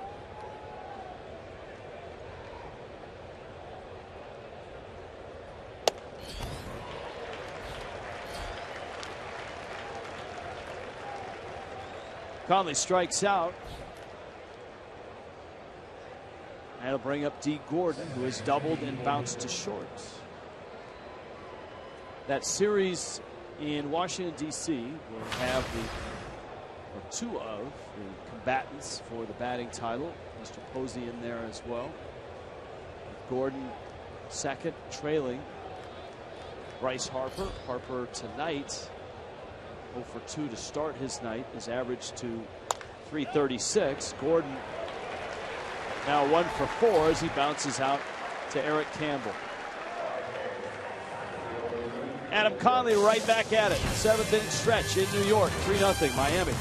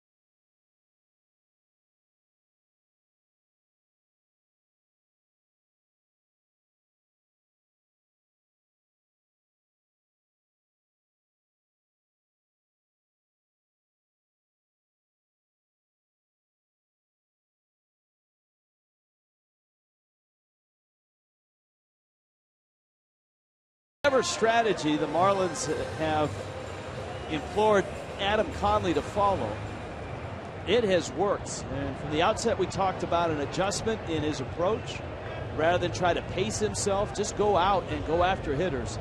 And if you run out of gas, you run out of gas. And so far, he has not run out of gas. And it's been a great approach. Juan Uribe, left field. Ichiro is there, and he makes the catch. Big swing, but a fly ball shy of the track. Preston Wilson, what do you see with Adam Conley? I think it's really paying off that he is just turning it loose, because he seems to have the ability to get the ball in on guys. It's almost like the ball is actually harder than it seems, and he's throwing it right by him. So much of that, and both you guys are major league hitters, so much of that is delivery, a little funk. He has that. He has a little bit of that. He can hide it with the way he winds up, and then he slings it. He has that slinging type delivery. And I think that's exactly what's giving him problems. He's got that loose arm action, and the ball jumps out of his hands, and you see a lot of these Mets hitters just really misjudging it. They're getting jammed, or they're missing it completely, and they just cannot get the barrel on the barrel on the ball consistently. And as expected, as the inning started, the Marlins have their bullpen working. Looks like Kyle Bearclaw.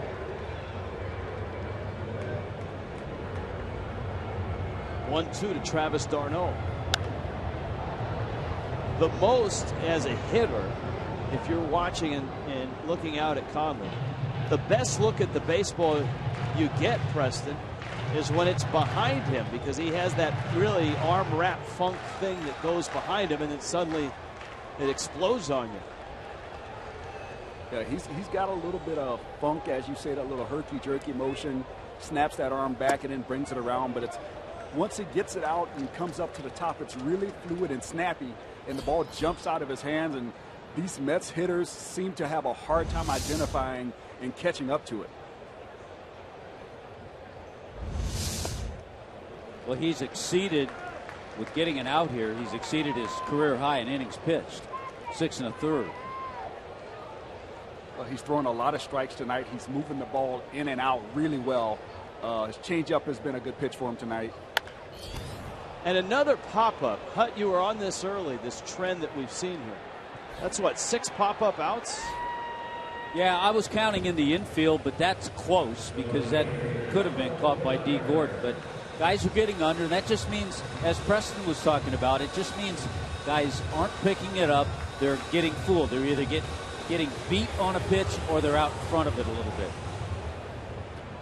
I think you're exactly right, Tommy. Usually when guys are late, that's when they pop the ball up. When you're out in front, you tend to roll it over more, so the ball goes on the ground more. And he really is getting deep in the zone on these guys. And Conley out in front of Michael Kadire.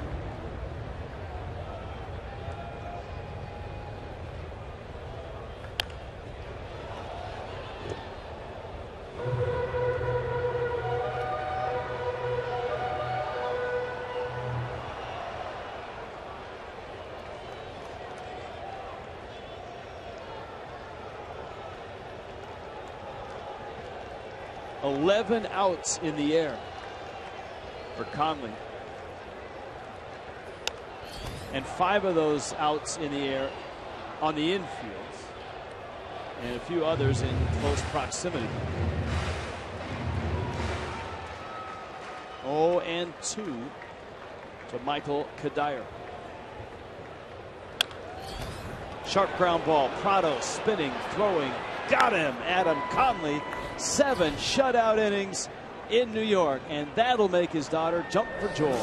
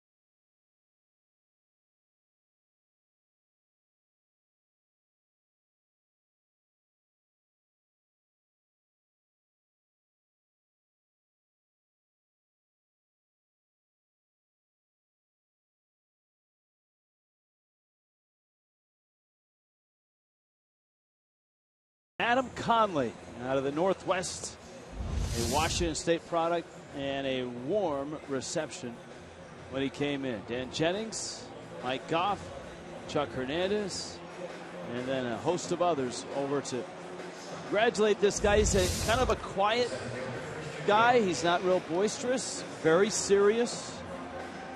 He was a closer for a few years in college, but really wanted to start. He wanted to be that Friday starter in college, which is the ace of the staff, and he was that at Washington State.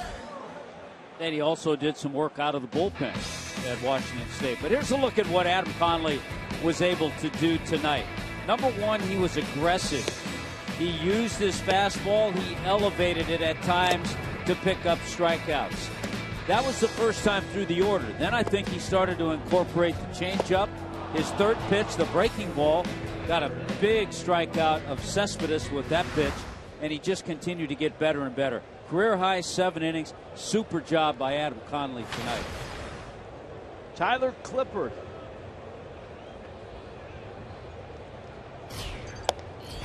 And Clippard fires a strike to Christian Yelich. Mike Dunn in Miami's bullpen. Clippard here in the 8th.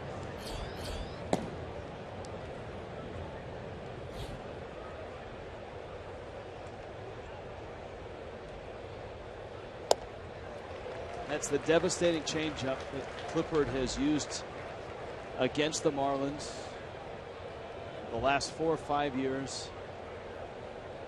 Mostly as a Washington National, but now a Met, which has to really ruffle the feathers of National fans who have seen the Nationals bullpen flail and fail, especially against the Mets in that crucial 3-game series in which the Mets went from 4 up to 7 up. The Nationals had leads in all 3 of those games.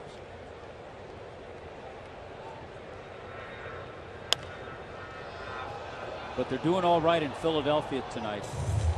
Mentioned Jason Worth earlier. He's hit 2 home runs. Has a couple of RBIs. Harper's hit number 40. And Gio Gonzalez through 6 innings, giving up just the 2 runs and has 10 strikeouts.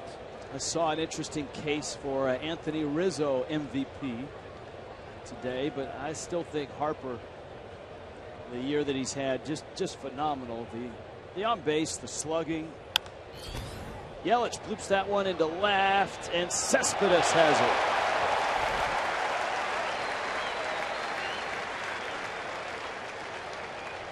Nice sliding catch by Yoenis Cespedes. Warren Henry every night gives you the drive of the game. Watch where this ball goes.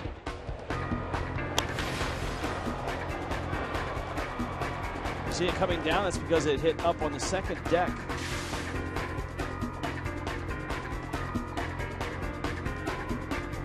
Warren Henry, drive of the game. 2 hits for Prado. I love the way Martin Prado acted when he hit that home run. You know, he didn't pause. He didn't stare at it for 5-6 seconds. He didn't flip the bat. He did not pop the chain. No, he did not.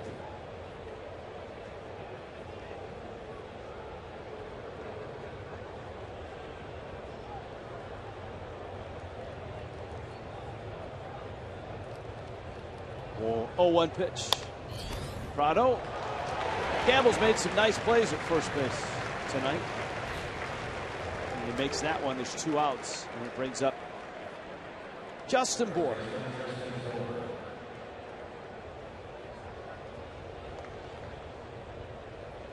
David Price doing a pretty good job in Atlanta. Toronto has a 7-1 lead. That kind of revisits the World Series. 1992. Blue Jays and Braves.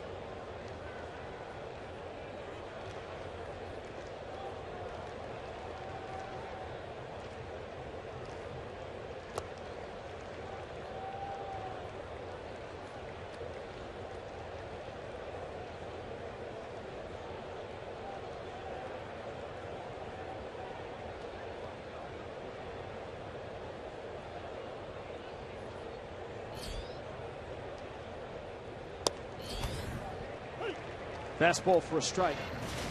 It's a ball and a strike. Justin Bour, last time they faced off, Clipper threw that changeup, and Bour hit it a ton. Yeah, that was a pinch hit flash by Justin Bour. Tied the game at 3. Marlins would win that game on a Martin Prado sacrifice fly.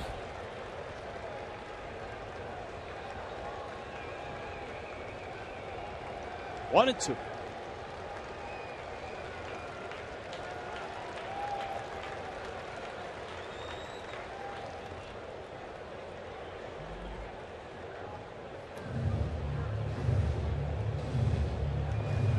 Thing about Clippard, he has a couple of off-speed pitches. One's the changeup, but one is that split that kind of tumbles. And then he'll sneak a fastball by you if you're not ready. That was more the changeup. More and more, you see the value of a guy like Clippard, who is a shutdown guy for the 8th inning.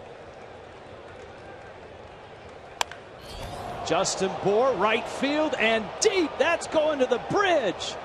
Wow. Bour bounces it through the bridge. I was almost going to say that's going to the moon.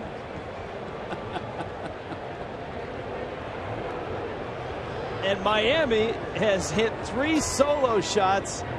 Giancarlo Stanton admiring that one. For Justin Bour, his 17th.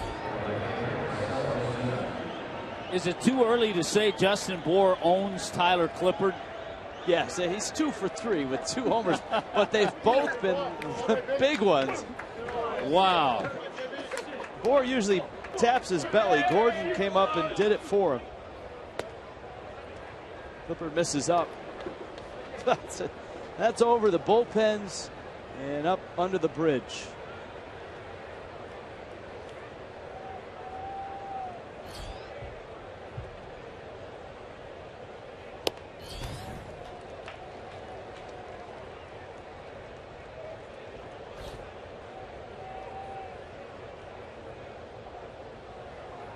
Most home runs by rookies. Bour now has 3rd place by himself. Jock Peterson and Chris Bryant ahead of him. Short and sweet. Remember I told you every once in a while Clippard will try to sneak that fastball by you. That was 92 and he didn't sneak it by the big guy. Change up for a strike.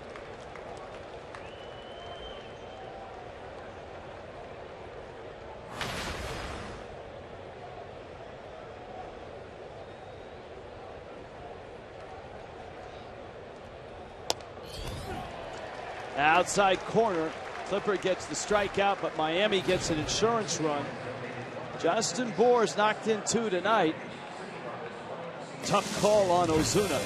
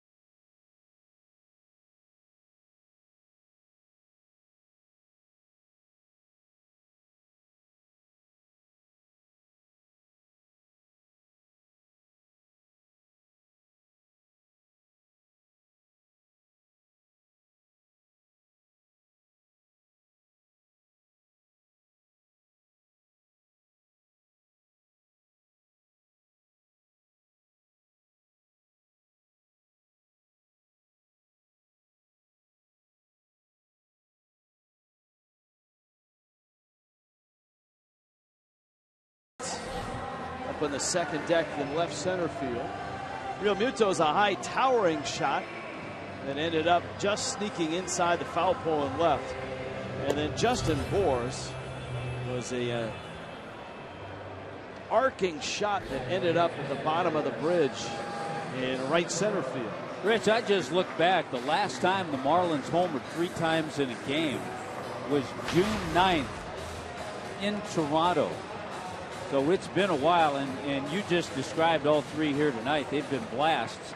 And to take just the other side of that, the Marlins starting pitching, the earned run average in this series, Nicolino, Kohler, and Conley, 1.89. Mike Dunn in for the 8th. And Mike Dunn last night struck out Granderson, Cespedes, and Murphy. He did it quickly, and he did it with heat. He's got Dilson Herrera getting a pitch hitting appearance here.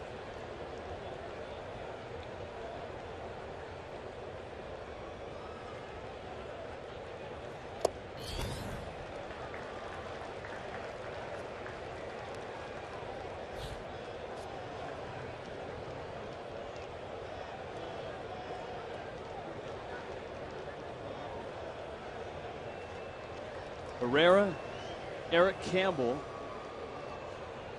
Ruben Tejada.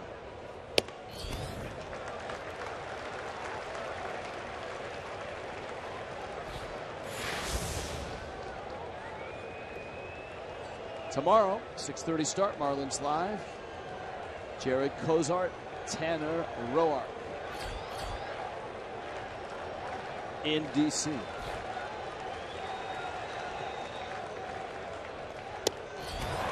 And Dunn misses in. So a walk to lead off the Mets' 8th inning. We promised it to you earlier. The fan photo of the game, Data Strong fan of the game. And there it is, Jose Fernandez. Or Ted. Looks like Dr. Ted. It's a good look. I like the fact that Mike Dunn came in. You wanted a lefty to come in and pitch in this inning, because all the thunder right now on the bench for Terry Collins, Johnson, Neuenhuis, Murphy, Duda, Granderson, they're all left-handed bats. So that's why Mike Dunn came in here. Now he has to just throw some strikes, and a good job getting ahead to Campbell, 0-1.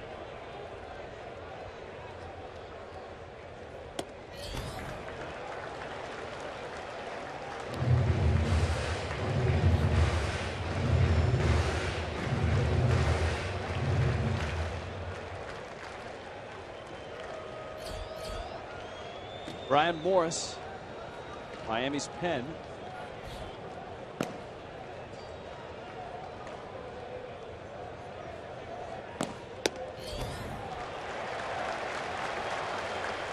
Two and one.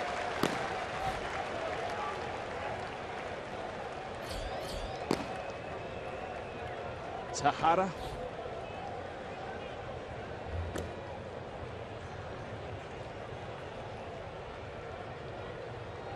Met fans haven't left. They know what their team's done over the last month.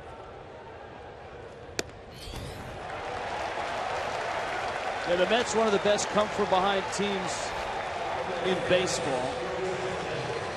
Since the start of August, they are the best with 16 comeback wins. 3rd best overall from start of season till now.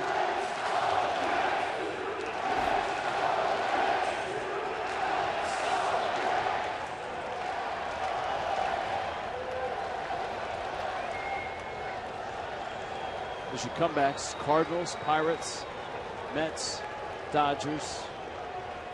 All postseason teams right now. Ichiro is there. He makes the catch. Allowed out from Campbell. And here comes Tejada. 25,161.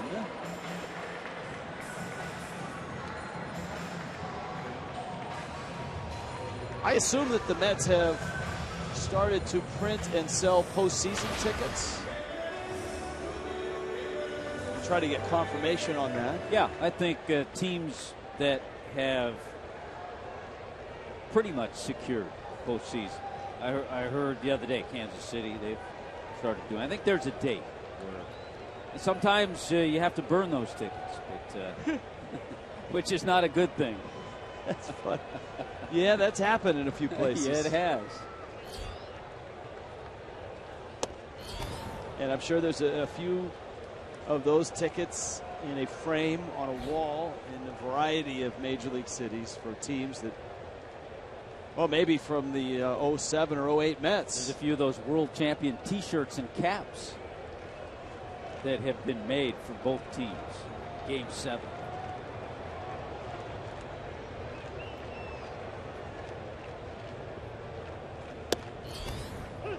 Tejada takes a strike, and Dunn suddenly has found his groove. It's 0-2.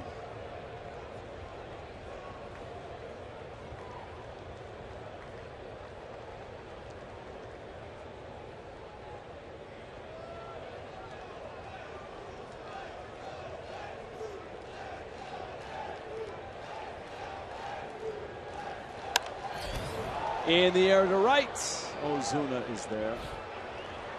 And he makes the catch. So a couple outs here in the 8th. Lagares is the hitter. The Nationals lead is 8-2 over the Phillies. That's an 8th inning score now. If that score holds and this score holds, well, the Nationals will have made up 2 games in 2 nights, which shows you how important and how devastating that week of baseball was to the Washington Baseball Club. Going from 4 back to 9.5 back in about 6 days.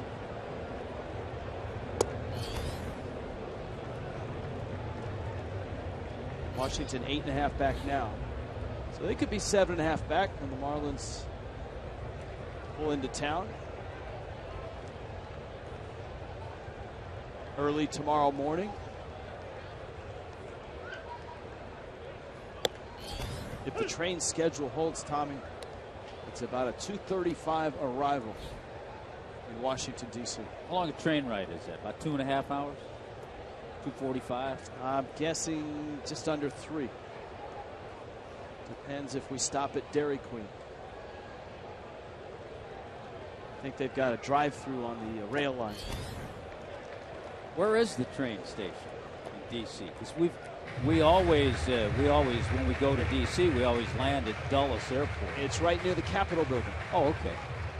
In fact, the train station in D.C. is a great place.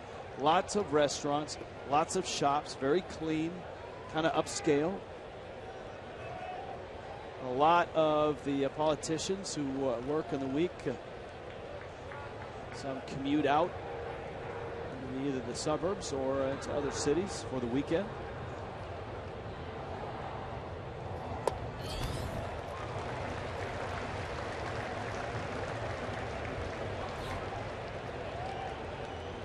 Union Station. Union Station. We'll be there.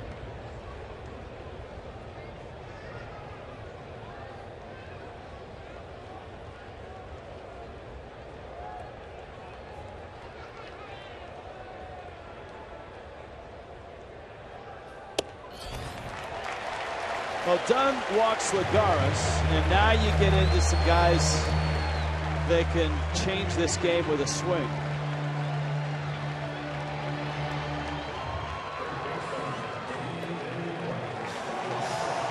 Not so sure he's going to face David Wright.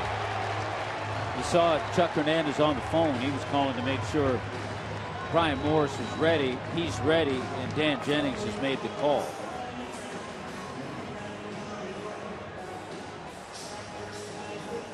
Dan Jennings points to the pen. Miami will make a change. Against the Marlins in his career, he's had opportunities and he's come through. Dunn exits. Morris enters. West Kendall Toyota called to the pen.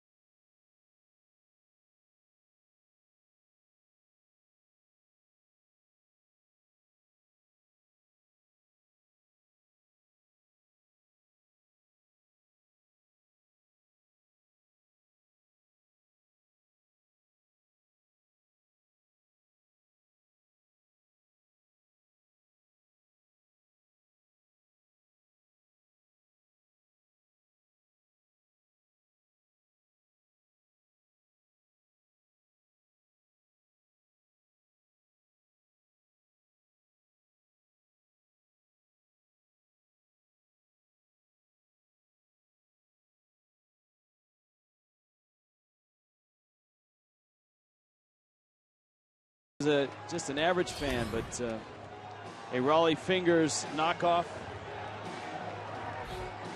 Drinking a large Budweiser. That'll curl your mustache, Tommy. Brian Morse with David Wright up, and the Mets threatening to creep back in the ballgame. Well, we don't have to tell you that Yoenis Cespedes is on deck. So it's key right now for Brian Morse to get David Wright. Wright has 5 hits in this series. 4 have been doubles.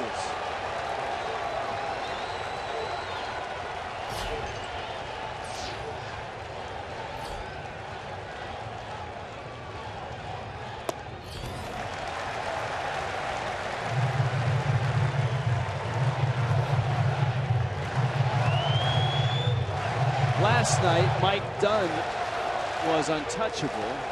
Brian Morse gave up 2 runs. Tonight, Mike Dunn scuffled a bit. Now Morse is trying to finish this bottom of the 8th. Slow tapper to short. Solano to first in time.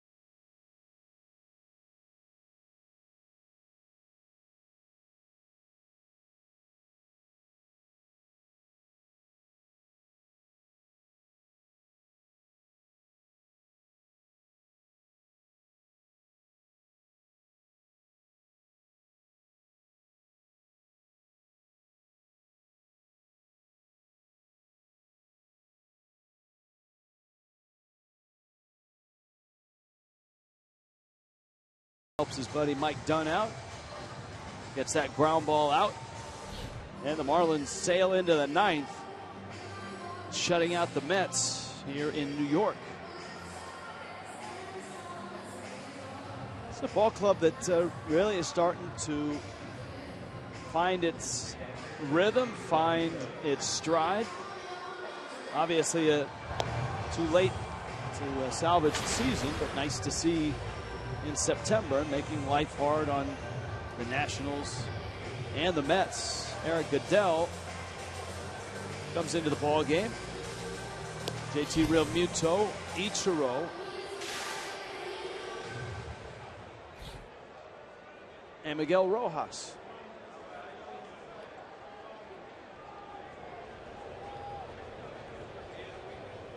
Here's Realmuto. Adam Conley, 7 innings, 3 hits, no runs. No walks for Conley. 6 strikeouts.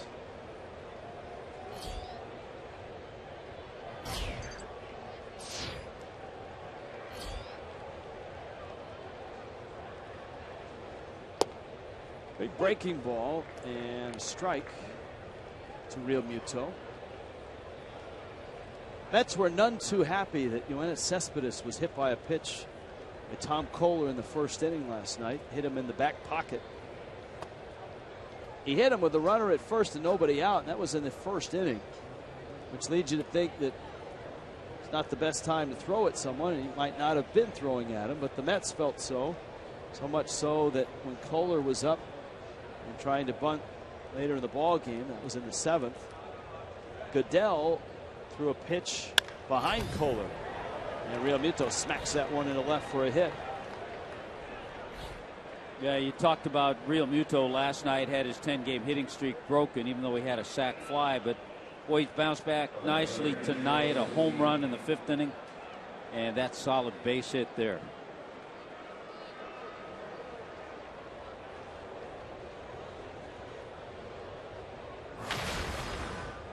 Here's Ichiro now.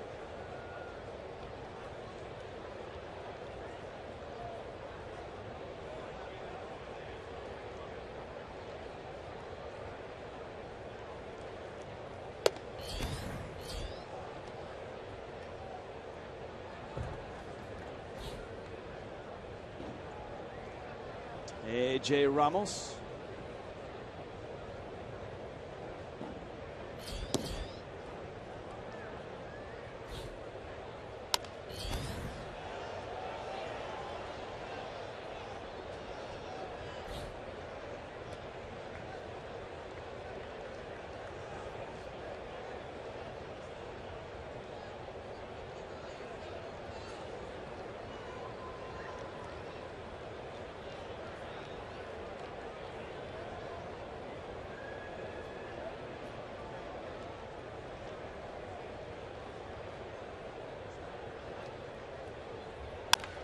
Ichiro up the middle, backhanded. Uribe to first to get the double play. So 4-3 double play. An 0 for 4 for Ichiro tonight. And here comes Rojas for his first at bat. Pretty much tailor-made when it gets in that area. Nicely done by the veteran Juan Uribe.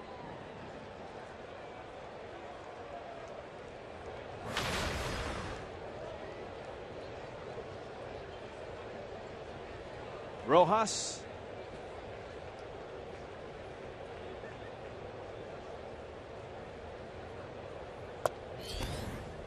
Solano got the start. Donovan was 1 for 3 with the double. Nationals 11-2.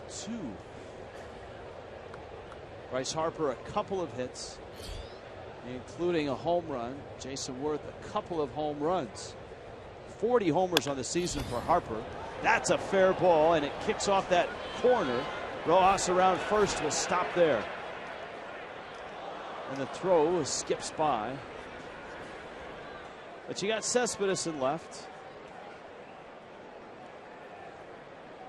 But Jason Worth has had a huge series in his old ballpark.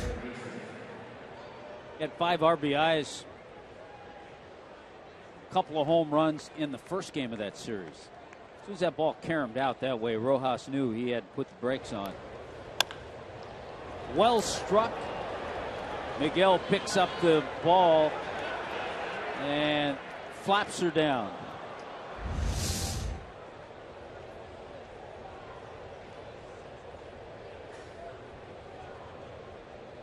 Derek Dietrich gets a pinch hitting appearance.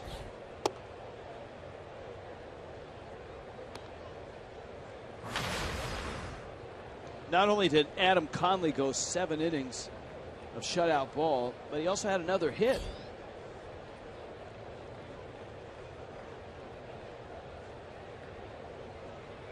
His average getting closer to 300. Yeah, Adam Conley, 1 for 3, so 4 for 14 now on the year. Checkers brings you Marlins live. Miami trying to take this series here at Citi Field.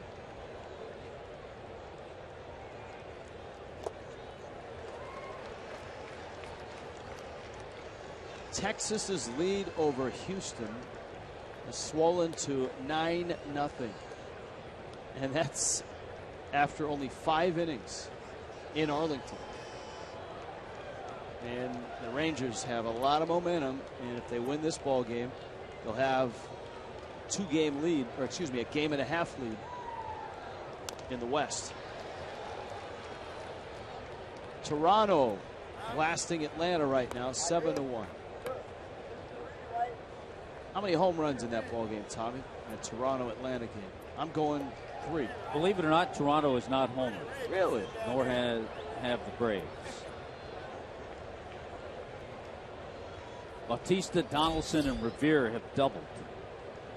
They have Dave Winfield or Robbie Alomar throughout the first pitch in Atlanta. Yeah, they could have. Or Paul Molitor, right? Was that Molitor and Winfield were in different years, weren't they? Yeah, and you're asking me, and I always forget. Yeah, Ricky Henderson was there a little bit, too. I don't like your hair. Pat Gillick always seemed to bring in that right guy. Brought in a David Cone one year.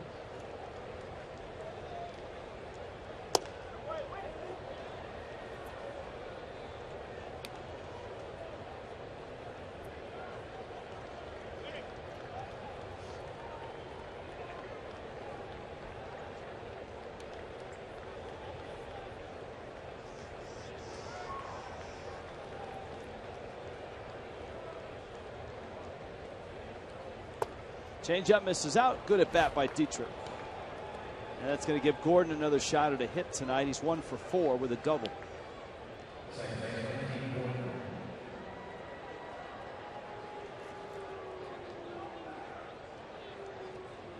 Terry Collins on his way out. It's always amazing. D. Gordon hitting .352 against left-handers. And here comes the lefty, West Kendall Toyota. Called to the pen.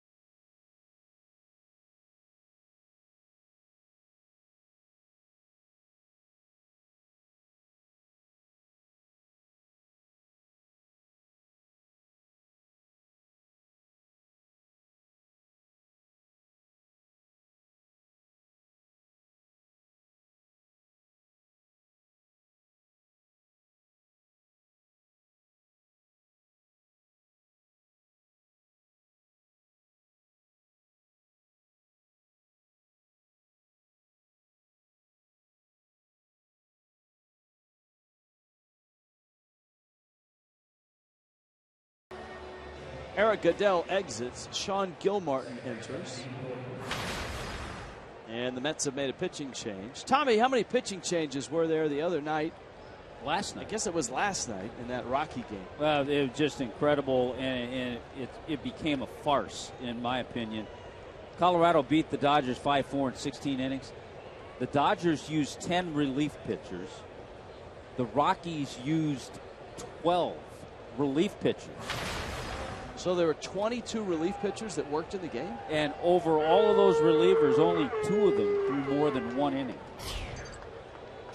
And to get back to D. Gordon, .352 against lefties this year, 3 for 3 against lefties in this series. Yet managers continue to make that move. It's incredible. Including a home run last night against Dario Alvarez. 2-run homer. And a single against Eric O'Flaherty.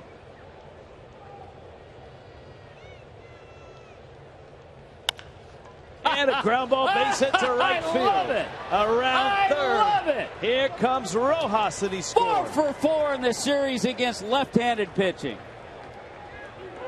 And I like Terry Collins. That's crazy.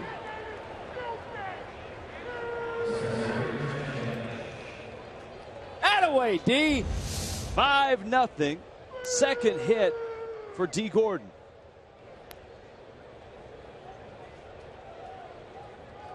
It's a beautiful thing.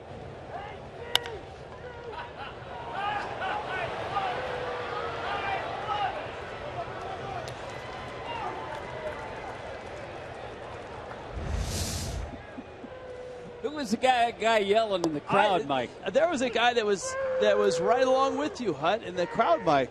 Yeah, he's sitting right down below. He is. He must be right below the booth. Highest average against lefties. D. Gordon is second on the list. 2 more hits tonight. 182 now for D. Gordon. And he's even with Bryce Harper. Harper 2 for 5 tonight. Harper's average at 338. Gordon's average, give me a second, 332.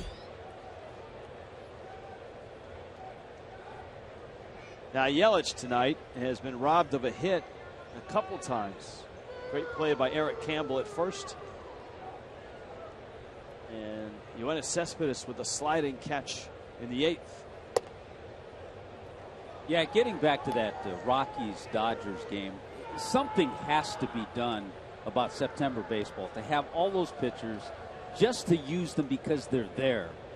Guys who aren't going to be pitching and guys who you wouldn't use, the Dodgers wouldn't use in postseason because they won't even be on the roster. Well, it's long been argued that you're letting players affect a postseason berth, and they're not even on the team for 5 of the 6 months. And the rules are different. All of a sudden, you can use up to 40 guys. You're playing meaningful games under different rules. There have been many suggestions how to stop it. One, you could just stop it. You could limit the number of September call-ups, or you can call up as many as you want, but you have to turn in a fixed roster before each game. That's the one I like. And that roster has to include your starting pitchers. You can't leave starting pitchers off and bring a bunch of bench guys and bullpen guys, which you know someone would do if that loophole were exposed. Yelich fights it off. Preston Wilson, you got an opinion on that one? There's been a few. I like what you just said just now. Also, some people have floated the idea of having a set roster for each series. And you can bring up as many guys as you want, but there can only be a certain amount of guys available on that roster for that series. That's a good one, too. I like that one, too. I like that one, too. And you got to put the starting pitchers on that roster. Runners on the move again. 3-2 coming. And Yelich into right field. That's a base hit. Dietrich around third, and Miami stretches it to 6-0. Bring on a right-hander.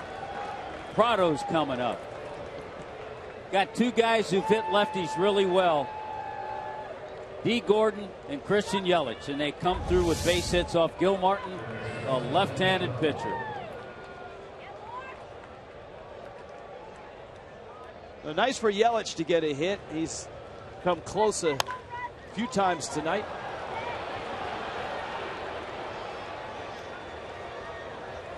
Two insurance runs here in the 9th.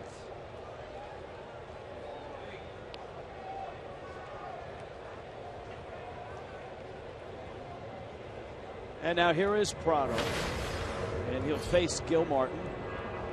2 for 4. Prado's home run up in the second deck in left center field.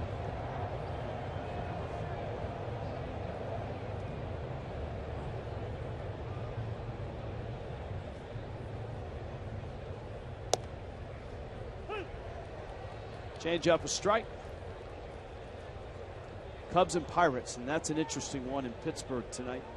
Chicago is leading 2-1 in the top of the 8th inning. Slowly rolled to short. Tejada to first in time to get the out, but Miami adds on. D. Gordon, Christian Yelich with RBI hits.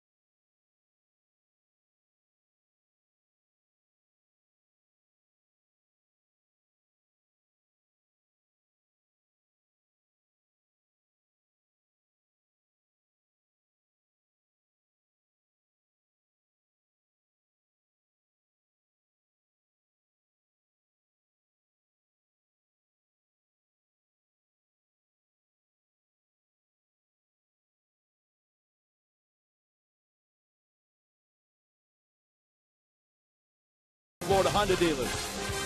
And by Kubota. For more information, to find a participating dealer, go to FloridaKubotaDealers.com.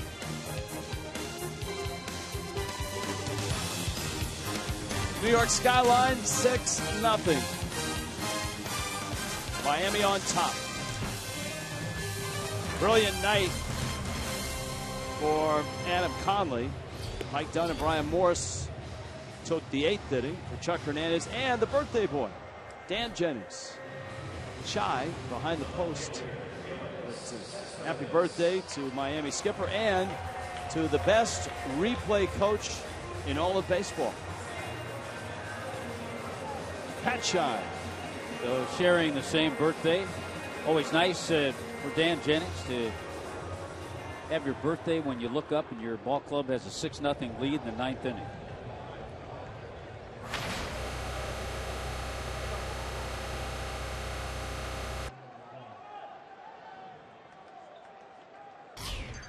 Kyle Bearclaw fires a fastball to Yoenis Cespedes. Bearclaw gets Cespedes, Uribe, and d'Arnaud. 6-0. Marlins on top.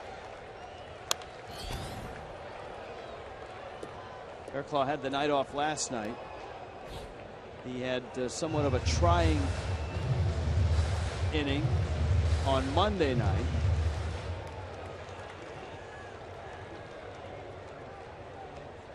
Walked 2, walked another intentionally, gave up an RBI double to David Wright.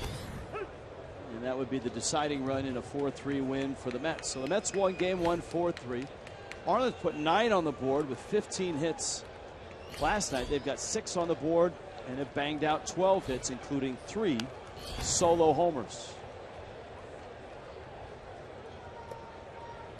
And once again, these two teams have played very good defense in this series. Marlins have made some tremendous plays. Mets have made some solid plays. Neither team has made an error in this 3-game series.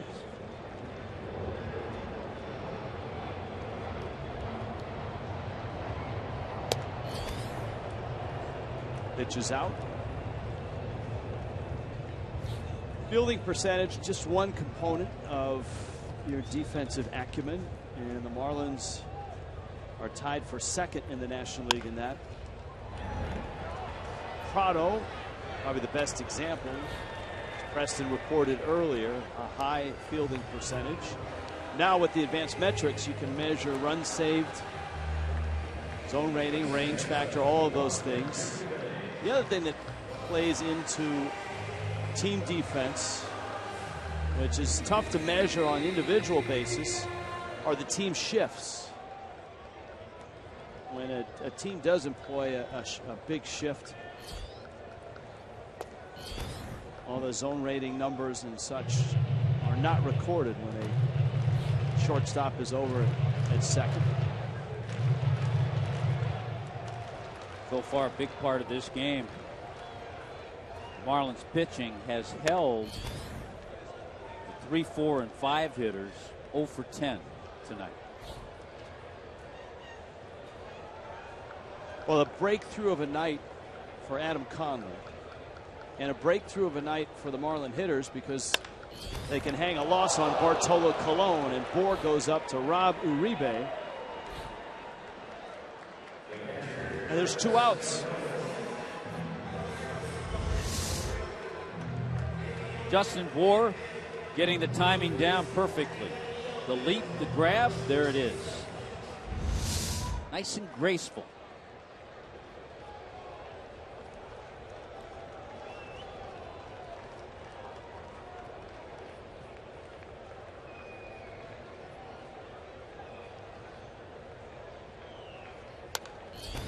Went back to the screen.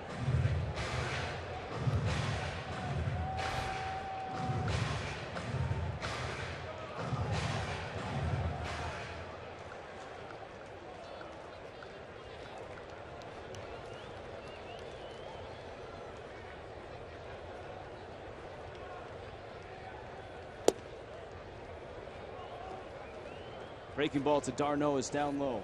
So an out to get. Miami trying to shut out the Mets and get out of town and get into D.C. for a 4-gamer that starts tomorrow night. Nationals, for a brief moment, will be happy to see the Marlins. They may say, hey, thanks for the 2 wins. Thanks for the help. Nationals winning in a runaway tonight, 12-2. We'll pick up 2 games in 2 nights, but many feel it's too late. It'll be 7.5 back. Although that number, that 7.5 game lead, as our buddy Jeff Conine will tell you, not a good one in Mets history. Ball game. Barraclough ends it. He strikes out d'Arnaud. Solo homers tonight. Martin Prado to the second deck. Justin Bour to the bridge in right. And JT Realmuto down the left field line. And the Marlins have won 5 series in a row for the first time. Look at this, Tommy Hutton. It's the first time since 2003. How about that? That the Marlins have won 5 series in a row. That's amazing. Yeah. It's a ball club that has won 11 of their last 15 games. This ball game takes 2 hours and 46 minutes. Bring on the train to D.C. 6-0. Miami beats the Mets. Marlins Live is next.